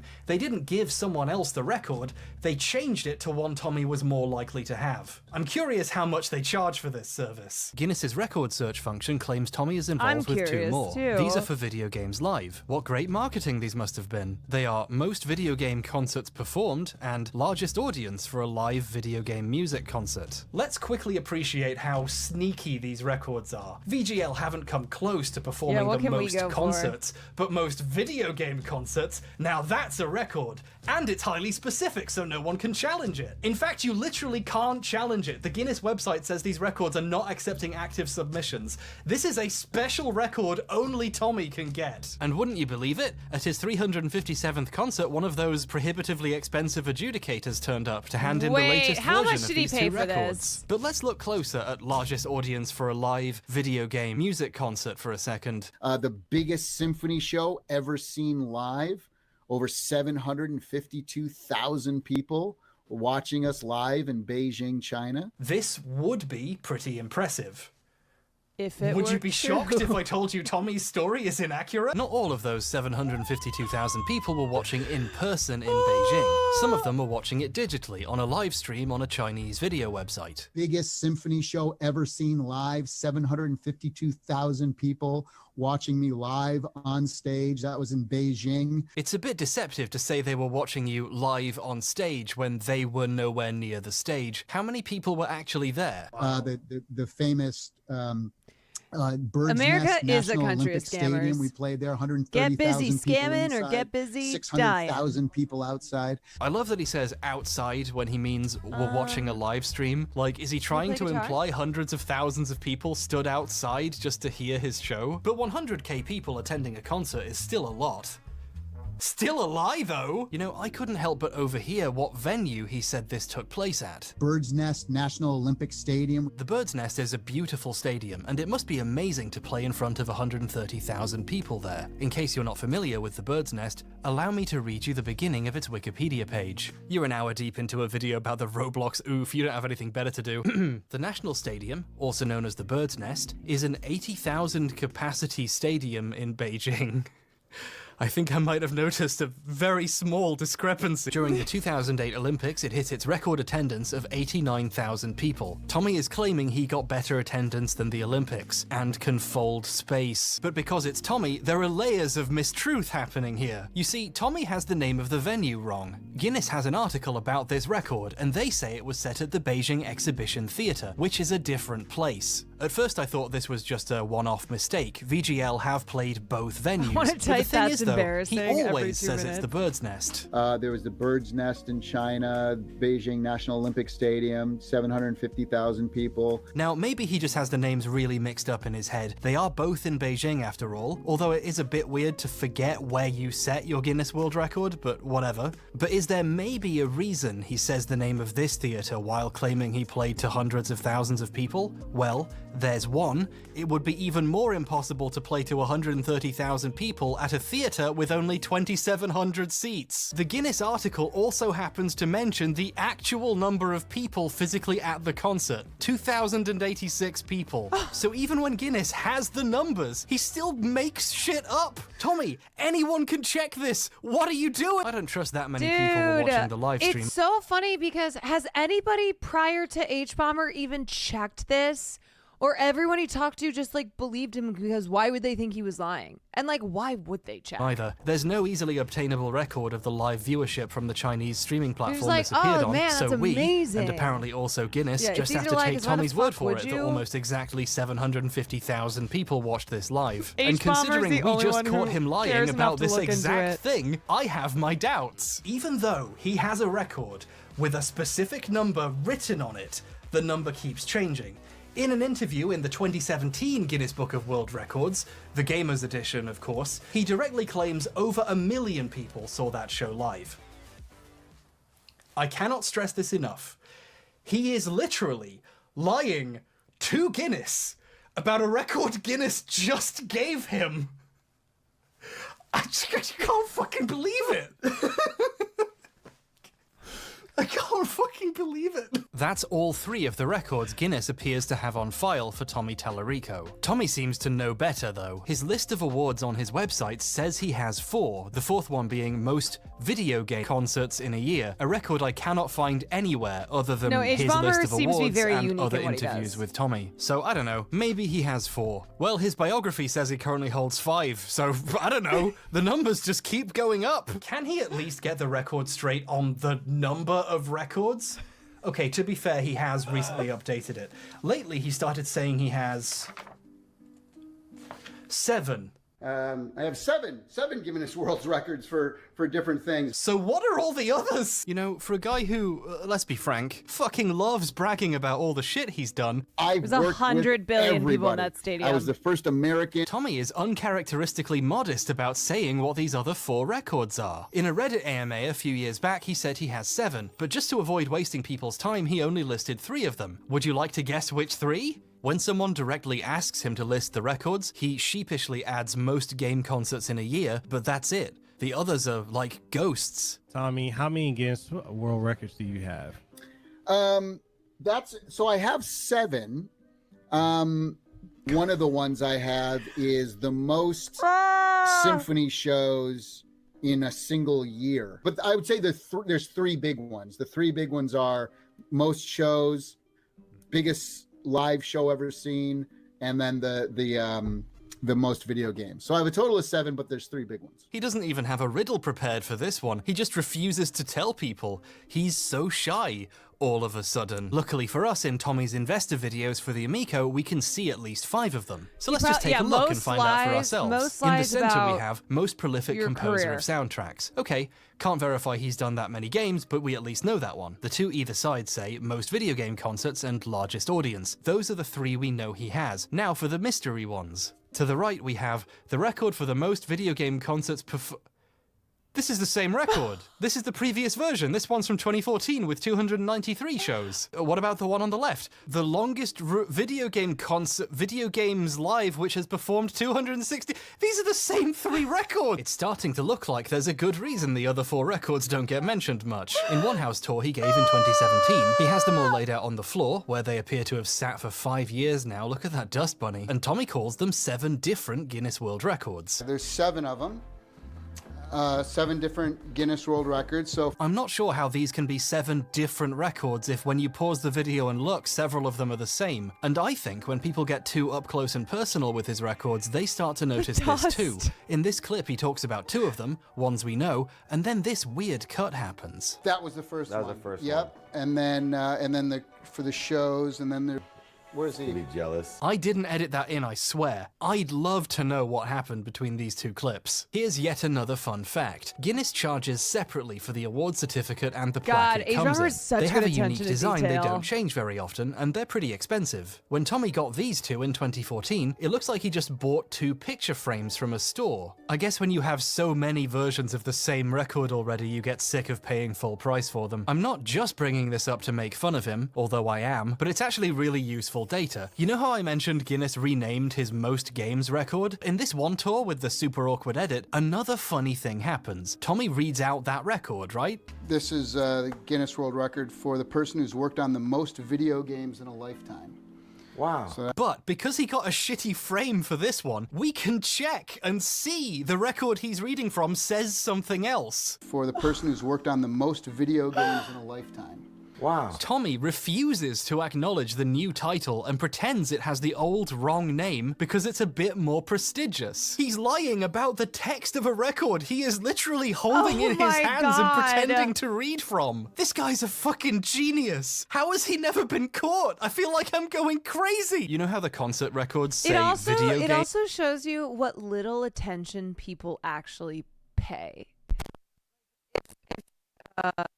In a fucking hell. if they're in a situation where like you're interviewing someone or you're, I don't know, like whatever that show is, but it is so clear that people just, they just don't In really, concerts, if you've been paying attention, Why you'll would they notice pay Tommy that close always says it's attention? for symphony concerts or symphonic concerts. Biggest symphony show ever seen live. The most symphony shows ever done. The biggest symphony show ever seen live. Biggest symphony show ever seen live. Tommy knows his video game concert record is extremely stupid, and out of embarrassment he calls it something else. Oh, maybe it's not deliberate, maybe he just got the name wrong. No, I can prove it. Here's a time he does that while pointing at it and pretending to read it. Here's one. Largest audience. Largest audience ever to see most a mic problems in a symphonic stream. concert live. 752,000 people. We can see what the record says in the previous shot, Tommy. Okay, let's wrap this up. How many records does Tommy have? Through a list of games that cannot be found but keeps exploding, and by making up new definitions of concert, it looks like Tommy has about 3. But he owns 7 plaques of them, so he tells people he has 7 different Guinness World Records. And maybe he does have a most video game concerts in a year one and it's just never visible in shots of his records. Guinness only has 3 records in their search though. Well, had. I was going to move on from Guinness at this point, but then there was a new development in the search for Tommy's list of games. After looking everywhere for the list of 350 plus games Tommy's supposedly worked on, or I guess composed for now, we realized there was one place that would definitely have one. Guinness themselves. So we emailed them. And by we, I mean Kat did it for me, she did all the work. That's what people mean when they say we. They mean someone else did it for me. We worked on the oof sound. Yeah, right, I know this trick, Tommy. We, Kat, asked them what evidence was provided for the record and how it was verified. Guinness were really polite and got back to us very quickly. Here was their response. The record title in question is one of our consultant records, which are not open to standard applications. They are confirmed by specialist consultants that we approve. Our expert external consultants that we use for records of this kind often have professional links to the field in question, i.e. video games. These titles are research-based rather than evidence-based. Thanks. First off, this email provides me the incredible quote that the record is not evidence-based, which is just fantastic. Thank you very much for that. This is one of the situations where if you did the research, you would have the evidence. This doesn't require specialist consultation. It's a list of games. On top of that, this implies Guinness have never seen a list either. The record was verified by a consultant, so someone, somewhere, says Tommy has worked on this many games and Guinness believes them. But then something even stranger happened. Previously, when you typed Guinness Tommy's is like, name "We into don't give a Guinness's fuck." record search, that record came up. One of the other VGL records came up because he's mentioned by name on that record, the other one doesn't. So those are the ones that came up. This is a screenshot I took in early September. Anyway, after we emailed them asking how they verified it, I realized I needed to take another screenshot because I'd scribbled all over one of them, so I went back and the record didn't come up. Just the other one did. Right after we emailed them asking them where their evidence was, and they said they didn't have Guinness it, is so the record sketchy, disappeared. y'all. Did we just get one of Tommy's records deleted? Oh no! Guinness is like, I shit. didn't mean to do this. Guinness's policy is if anybody comes sniffing around to be like, hey, could you provide verification for this? Just delete it. Delete it and don't respond. I wanted to see a list of games. Tommy, if you're watching this, it wasn't me, it was Kat. Please don't. So now the brakes have come off and this video is spiraling out of my control. I've lost all hope of figuring out what Tommy is doing or why. Doing the early research before this all happened, it got kind of nostalgic going back and rewatching ancient episodes of Electric Playground and Reviews on the Run, and watching Tommy do his wacky boobery and yell at Victor when he says normal things like Metroid Prime is fun. I was trying to remember if I ever found Tommy funny or if I was always just laughing at him, you know? You know what I gotta say to you? I don't care what you think. Even doing that level of research, I fell back into an ancient drama I saw unfold as a kid and completely forgot about. Tommy's awful opinions used to be a running joke on forums discussing his show's reviews. People would bring up he gave Smash Bros. Melee, one of the most beloved games in human history, a 2.5 out of 10. It was a huge running joke. Is he just I learned a about this because I was a contrarian? pretty big Mega 64 fan as a teenager, and they shot some videos at his house and even did an episode of their podcast there. I remember watching this on my iPod Nano on the bus. this. Now we're in another strange room. This was shot just as Smash Bros. Brawl had come out, and the gang made fun of his old review as well. Smash Brothers is now released. That's right. Tom has gone on record saying his favorite game series of all time. There's this awful rumor on the internet, as there always is, that I gave Smash just Brothers has like a horrible 2.5 or something. And so the reality is that we never actually reviewed Smash Brothers ever on G4. So people on the internet who say that I gave Smash Brothers a low score, bite him. Tommy is pointing to the giant model dinosaur he has in his garden. Anyway, it's clear this rumor really gets to him. In an IGN thread about his Mario Galaxy review, this comes up, and Tommy T shows up to defend himself, because he Googles his name and has nothing better to do. He claims it's not true, but refuses to say what the real score was because he thinks it's fun watching people spout nonsense. So, Tommy never gave Melee a 2.5, that's just a rumor, leave him alone. Here's Tommy's review of Smash Bros. Melee. What do you think about Super Smash Bros. Melee? I want to know for the how much Nintendo money Tommy GameCube? made at Well, his you know, height. I gotta tell you, it's another GameCube letdown, another GameCube disappointment in my book. 3 out of 10. I give it a 2.5. He said this on TV. People saw him. The footage exists. This isn't speculation. When Tommy does something people criticize him for, even something dumb that doesn't need defending like a video game opinion, he just lies and says he never did it. Like, why would you lie about something so stupid and easy to check? I'm reaching the point where if Tommy says that's something... how I feel about stream, where I'll never be like, I mean, I'll jokingly be like, I never said that, but if you guys are like, yeah, you said that, I go, I probably did, and I'm sure that they can pull up the evidence. It's easier to assume he made it up. His website used to have a page of famous people seen wearing Tallarico Studios t-shirts, which is a weird thing to document in the first place. But the thing is, though, every single picture on it is photoshopped. Like, what was his goal here? What is he even trying to do? Tommy's stratospheric levels of clout chasing have hit a point where I literally can't tell if he's joking. He has a gallery page with pictures of him performing and in magazines and so on, and there's a celebrities section showing off all the cool people he's stood next to. Wow. He's really proud of some of them because he keeps reposting them. This Jamie Lee Curtis picture pops up on his Twitter when she's in the news or it's her birthday. She's a wonderful, kind, and talented human being and a fan of my video games live show. But one of the pictures on here is really strange. This one is of the Dalai Lama, apparently. No. Before the Amico situation deteriorated to the point he stepped down, he used to post on the Atari Age forums, and people were discussing the Amico's Karma gaming engine, a feature Tommy later admitted he made up, by the way. During the conversation about Karma, someone referenced the Dalai Lama, get him for the so of Streamer course Awards. he reposted that picture and said he met him in London and he liked his music.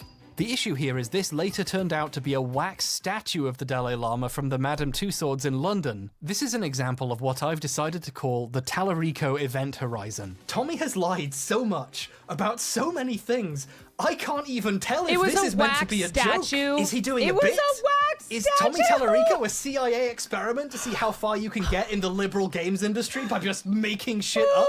Is Tommy Tallarico just a shadow on the wall of a cave?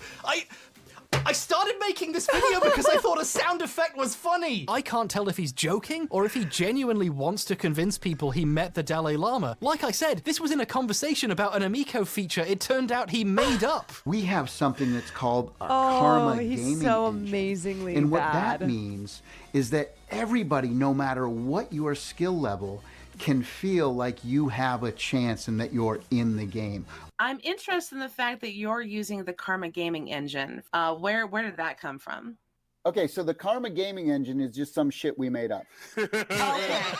Like he literally made it up to get people to invest and admitted it later. Everywhere you look, Tommy is trying to build more prestige in ways that make no sense. Once Tommy had fled the Atari Age forums after calling everyone a gaming racist and stepping down, people started posting about how weird he was being, and a guy told a story there about how he ran a display at the Houston Arcade Expo in 2018 showing off old Intellivision stuff that not right when the fraud? Amico had just been announced. So he asked Tommy if he wanted him Seems to like put out some it. business cards advertising the Amico, which he did. His display won an award at the show, and when he mentioned this to Tommy, he allegedly asked him to mail him the award. If this story is true, Tommy just assumed that this award belonged to him. This is just an allegation. Normally I wouldn't bother putting this in the video, but the problem is it tracks so well with a lifetime of taking credit for things he didn't do and making up awards. I find this story too believable not to mention. Still, this doesn't mean Tommy has hasn't done good work in the industry or had any legitimate achievements. To properly recognize the good work he's Tommy, done, just we make ought up, to talk about just Gang. like get a the fake Game award. Audio Network Say that you Guild want is a it. group of industry professionals dedicated to improving the craft,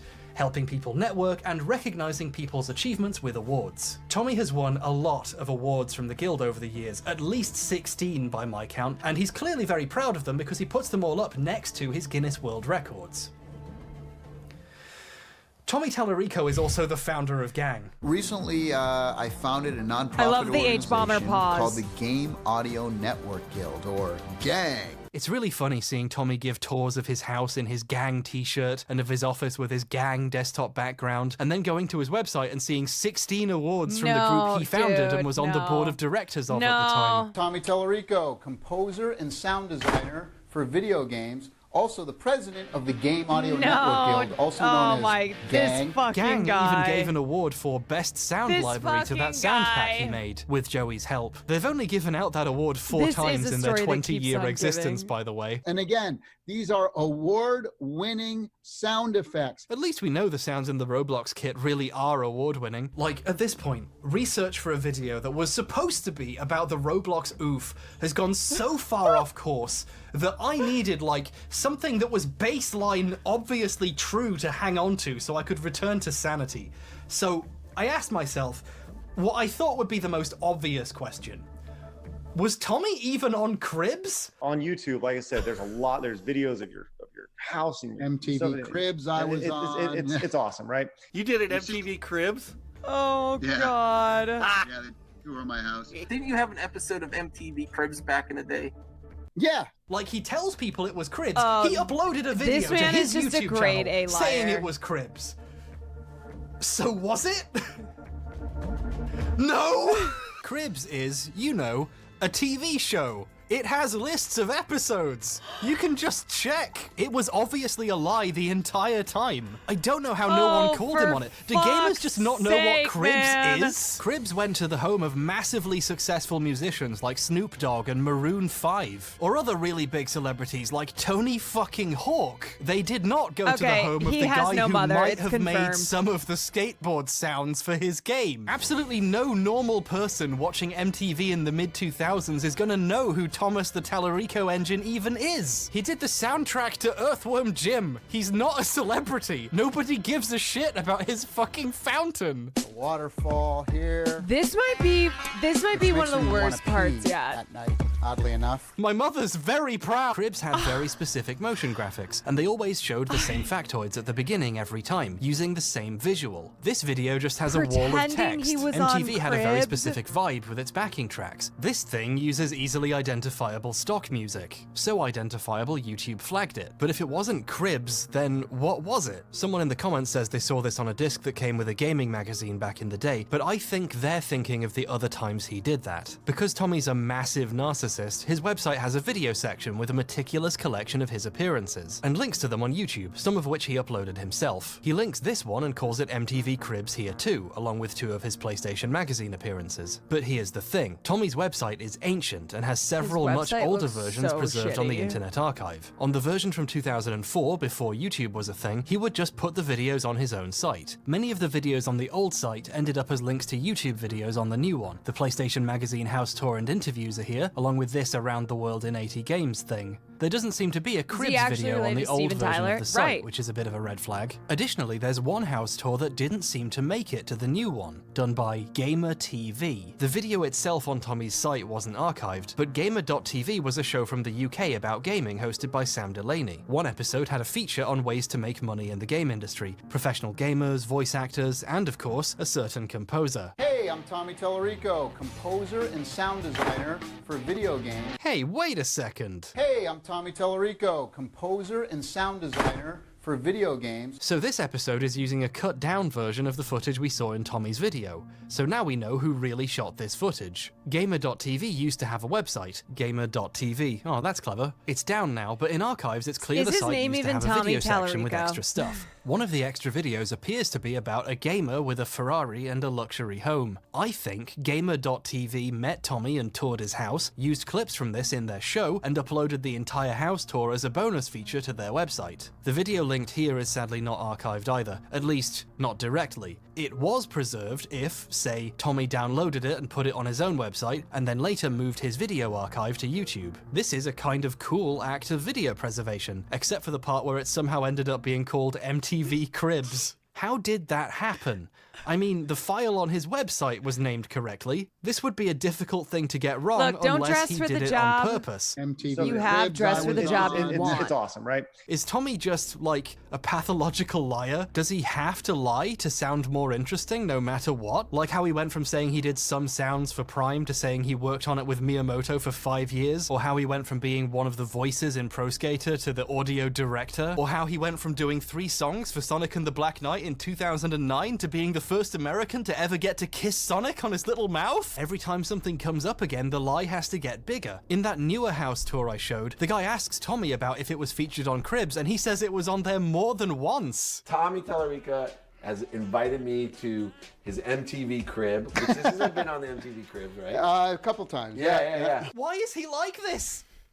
Why are you like this? I know you're still watching, Tommy. Explain yourself. What are you doing? What are you fucking doing? He's busy getting more Guinness World Records. So, yeah, maybe every single thing Tommy has ever said is a lie. Maybe some of it is true, but bear in mind that even if Tommy has lied, that isn't like a crime. You can just lie to people. Watch, I am a trained helicopter pilot. See, you can just say things, no one can stop you. However, there are times when lying does become a crime, and Tommy would know this intimately because it cost him $100,000. In 2009, after putting on a video games live event in Brazil, Tommy returned to America with over $100,000 in cash on his person. When you enter America with more than $10,000, you have to declare it for money laundering and trafficking reasons. Here we Tommy go. knew he had to do this, but for some reason he didn't. His business associate, who was also his brother, filed a customs declaration on their common behalf, denying they were bringing that much money into the country. Tommy knew this was false. When he was caught at a TSA checkpoint with a bag with $100 grand in it, there were some serious questions. He quickly made up a story to explain himself. He told them he didn't need to declare the money because he had distributed it among his band members during the flight in amounts less than $10,000, and then took the money back once they were through customs, so no one needed to declare anything. Tommy thought he was being clever, but he had just accidentally confessed to the crime of structuring, where you deliberately avoid regulations by pulling stunts like this. Structuring is a federal felony, with huge fines and up to 5 years in prison attached to it. Later, he came clean and told investigators he lied and made up that story, and actually he just took the money over the border himself. So when I call Tommy a liar, that's not just my opinion. There is also a legal document signed by him admitting to it. Looking deeper into United States v. Tallarico, that's its name, Tommy pled guilty, was placed on probation for a year, forfeited the $102,000 seized by customs, and had to pay a $1,000 fine, plus a $25 assessment fee. America. There's a really interesting lesson here. In the game industry, you can just lie about what games you worked on, what sounds you made, and whether you worked on Cribs. And the only real repercussion is people finding you unpleasant. But if you try that with the TSA while carrying a large, unexplained bag of money, there can be consequences. There are other ways lying can be a crime too. For example, if you lie to potential investors to get their money. During one of Tommy's many attempts to find investors for the Amico, he told the exact kind of Tommy-esque tall tales you would expect from him, but in a situation where doing so can get you in serious trouble. In February 2021, he recorded this you guys, liars like this are never just telling lies that are harmless. Video for potential investors and lists the team of so-called Avengers working at Intellivision, one of whom was Kara Acker, a former marketing manager at Mattel on Disney Princesses and especially Frozen, which would be a great find for the company, and thinking she was on board might well have helped convince investors to part with their money. If we scroll slightly higher on her LinkedIn though, we can see she actually left Intellivision in 2020. But here's Tommy telling people in 2021, after she was gone, he has her on board, so you should definitely invest. Our VP of Global Marketing used to work at Mattel as one of the global brand managers over this- there, right? And this she was in charge Weasley of the little Disney liar. brand within Mattel. So that's a double bonus there. Is there a word for lying to people? For money? If this convinced people to invest, they have grounds to say they were lied to about the status of the company. You can't just pretend people still work for you. On their Republic crowdfunding campaign, which raised $11.5 million, the pitch video for these investors featured Akka heavily in Tommy's disgusting Egypt room as VP of Global Marketing. She was front and center as one of the intended draws to investors. She was basically the Egypt company's pharaoh. She's also still shown on the list of team members, including, ironically, a link to her LinkedIn, which will tell you she's actually gone. This crowdfunding campaign ended in 2021. There was a period of 4 months so minimum where's that where people money? were investing based on a video and information which was not accurate at the time and never corrected. The Intellivision website listed Akka as VP of Global Marketing as late as July 2021, according to the Internet Archive. Did the guy who ran the website quit too? Investors using this website as a source of information would have a hard time confirming who was actually at the company. Investors don't give you millions of dollars unless you have hard, cold facts. Or unless you I hope lie there's to some them. facts I missed here. People gave this company millions of dollars. Like, seriously, I hope for Intellivision's sake, Akka just put the wrong date on her LinkedIn, or there's going to be some questions. In fact, if you click the invest button on the Intellivision website, it takes you to the same video with Akka still in it. You know the Avengers, right? Marvel Avengers, you know, they're the super team of superheroes ready to save the world. Also on Tommy's list of Avengers was Jay Allard, the co-founder of the Xbox and Xbox Live. This would make the company look like it was on the right track and had some really good minds attached to it. However, Allard decided he wasn't a good fit and left the company.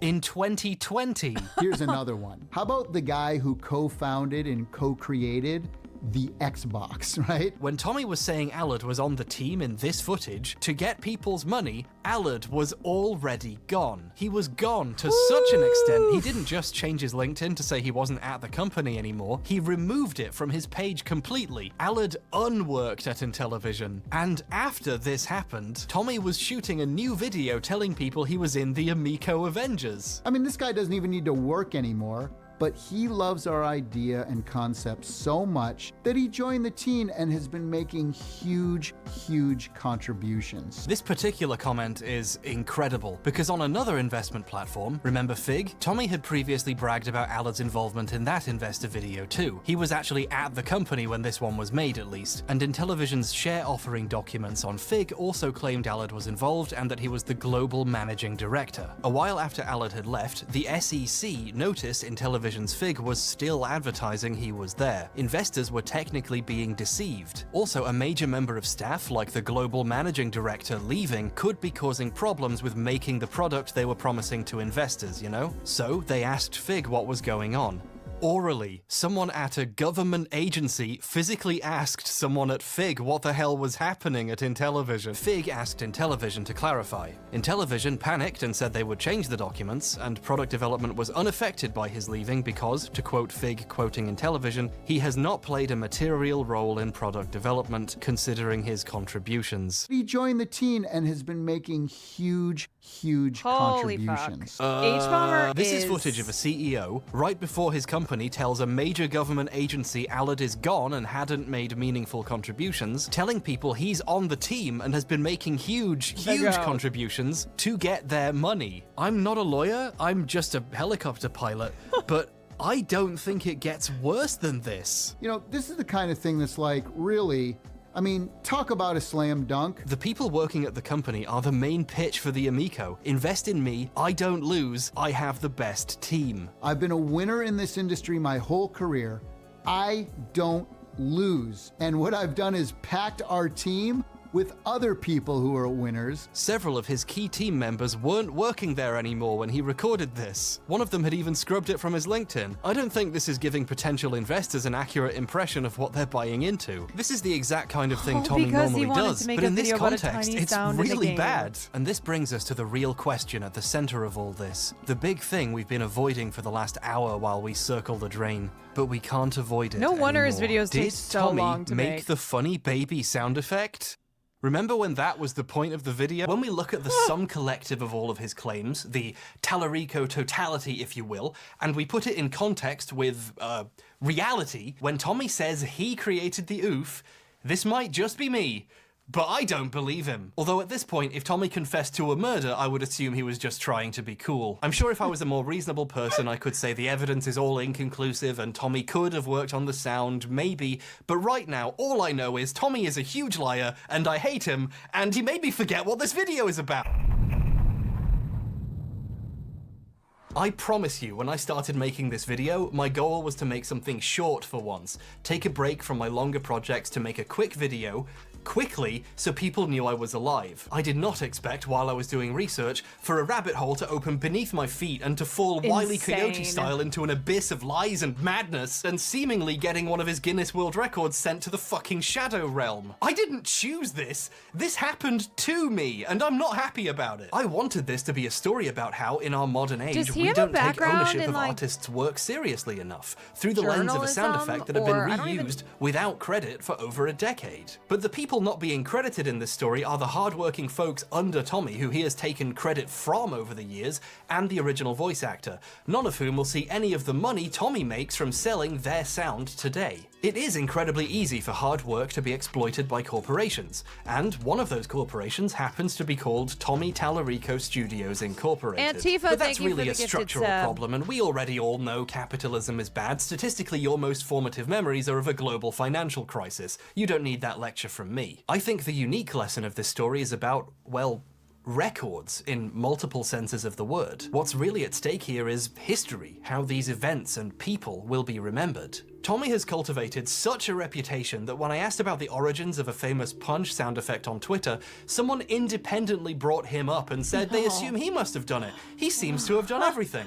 At least he says he has. The man has successfully inserted himself into conversations about sound effects he didn't even make, while the people who did the work attributed to him evaporate into namelessness. No one knows who Joey Kuras is, and he made the sound effects people think Tommy did. He worked on fucking Fortnite. I've heard his sound effects as they blast my Silver Surfer into dust. It's not right for him and people like him to be forgotten. Games have always had problems crediting authors correctly. Early games were seen as products first and creative works second, so credit wasn't taken seriously. Creators used to not be allowed to put their name on the game and had to hide them in Easter eggs. Mark Cerny, ironically another good candidate for first American to work on Sonic, wasn't allowed to keep any of his work or design documents when he was working at Atari, and his games were considered Atari creations, not his. His source code, notes, and documentation were only preserved because someone got them out of a dumpster when Atari closed the office and threw it all out. This problem has especially contributed to the perception of women working in games. Yoko Shimomura, one of the most well-known video game music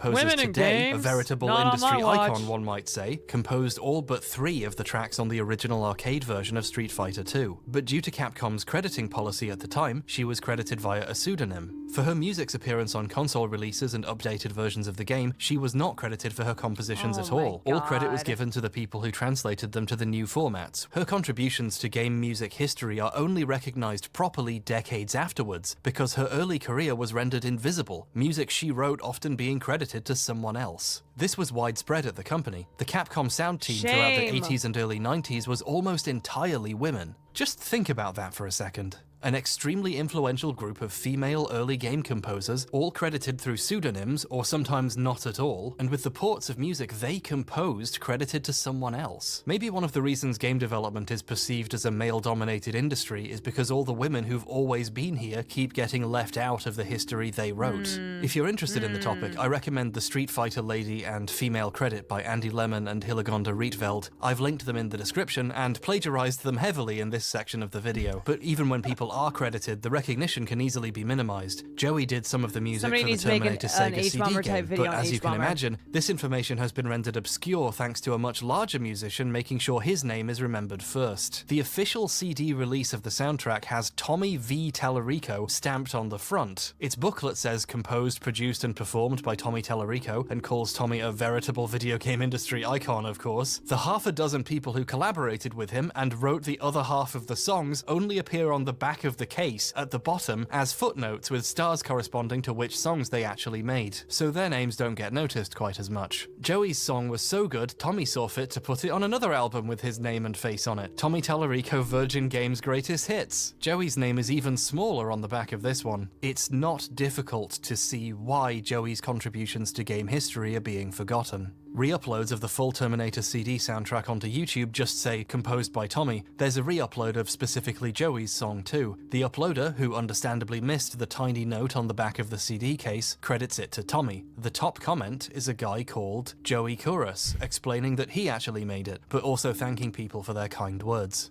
We're at the point the actual composers have to explain they made the song in the comments of re-uploads of their work misattributed to their old boss. This extends back into the regular music industry as a whole, of course, but also into material we covered here. Michael Jackson's long-rumoured, now semi-confirmed work on Sonic 3 isn't all it's cracked up to be either. Like a certain other composer, Michael had people who worked for him. According to Brad Buxer, an American keyboardist and composer who did a lot of work with Jackson, and actually is credited on Sonic 3, Jackson basically made him do most of it. Once you're well enough established, it only gets easier to exploit the talents of people working for you and build up your own status on the back of something you made someone else do. The industry is still constructed in a way that treats individual creators, usually the biggest names on the project, as the true authors, attributing a game's success to them and not the many people who did the work. Things are so bad, even the recipients of this praise have called it out. To quote one of the worst articles ever written, "There's a tendency among the press to attribute the creation of a game to a single person,"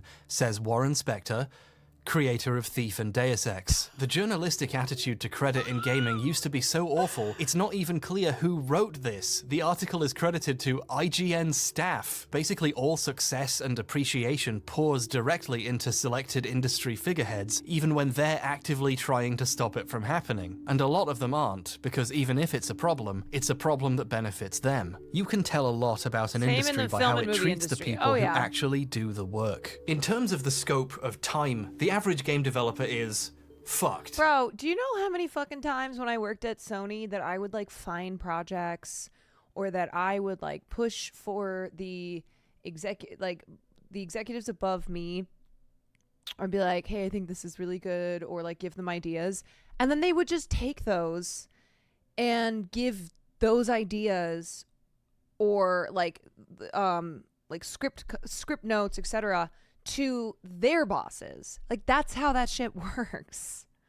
The hundreds and sometimes thousands of people who work on games now throw away years of their lives, and so many of them go completely unappreciated. Meanwhile, the most asshole-ish men in the industry continue to promote themselves off the back of the efforts of the people working for them. Imagine making great sound effects for years and years, only for your boss to tell some guy in a Halloween mask on a live stream with 100 views that he did it. We don't recognize the work and achievements of people who make games. We recognize the people who exploited that work the best. It's so easy for history and credit to get wiped away.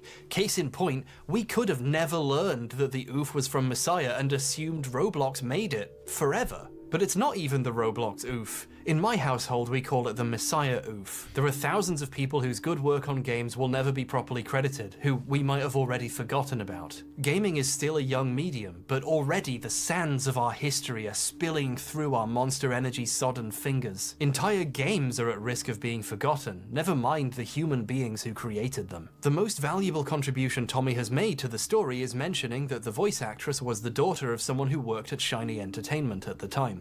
Her father worked at Shiny Entertainment. The girl whose voice was the Oof would be close to 30 now. She might even have heard it and not even known it was her. She might not even remember recording it. The people who know who this was, and the parent who worked on the game, those people aren't going to be around forever. We have a limited time to learn who this was. The thing about history is, it happens, and then it's gone.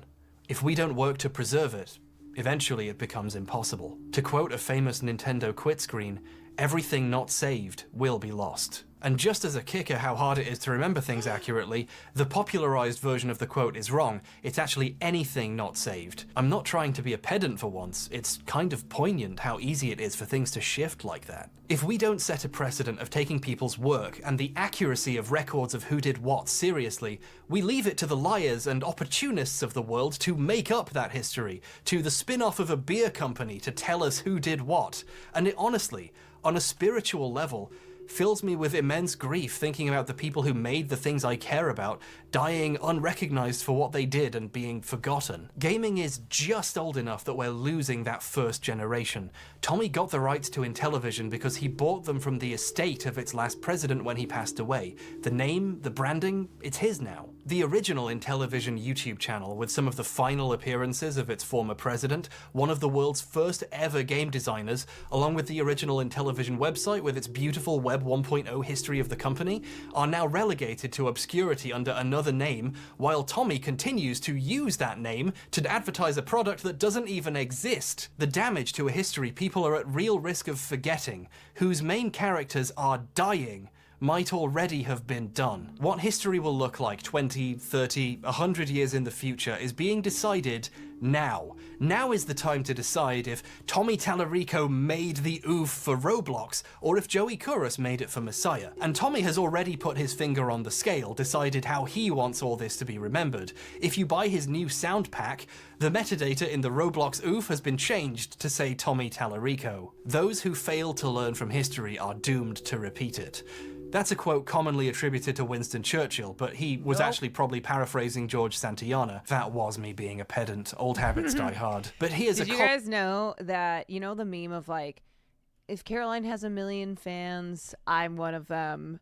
If Caroline has 10 fans, I'm one of them. If Caroline has 1 fan, I'm one of them. If Caroline has no fans, like, that's from Franz Kafka. That is Franz Kafka who said, Milena, if 1 million loved you, I am one of them. And if 1 loved you, it was me. If no one loved you, then no, I'm dead. There are so many people, and I'm sure there's people in here now who have no idea that that is from Franz Kafka and think it's just a thing that started on the internet. Corollary I came up with all by myself. Those who let hucksters write the history they're trying to learn from. That's misattributed to him, like the Churchill quote is. Really? Where's it originally come from? Are doomed in some other horrible way. And for one, I don't think history gets to be written by a guy who wasn't even on Cribs. Because those are it wasn't like even from Cribs. letters to his love.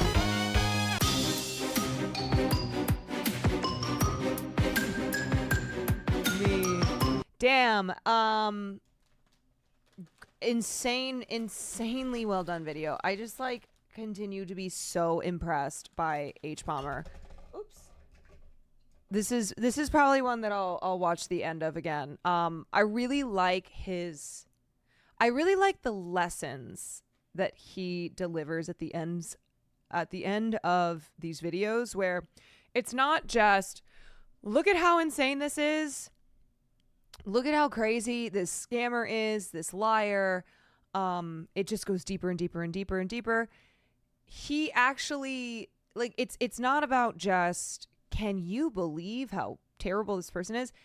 It's giving a philosophical lesson and trying to, like, get you to see what the bigger picture is here. Yeah. It's great. It does have, like, those John Oliver vibes, for sure.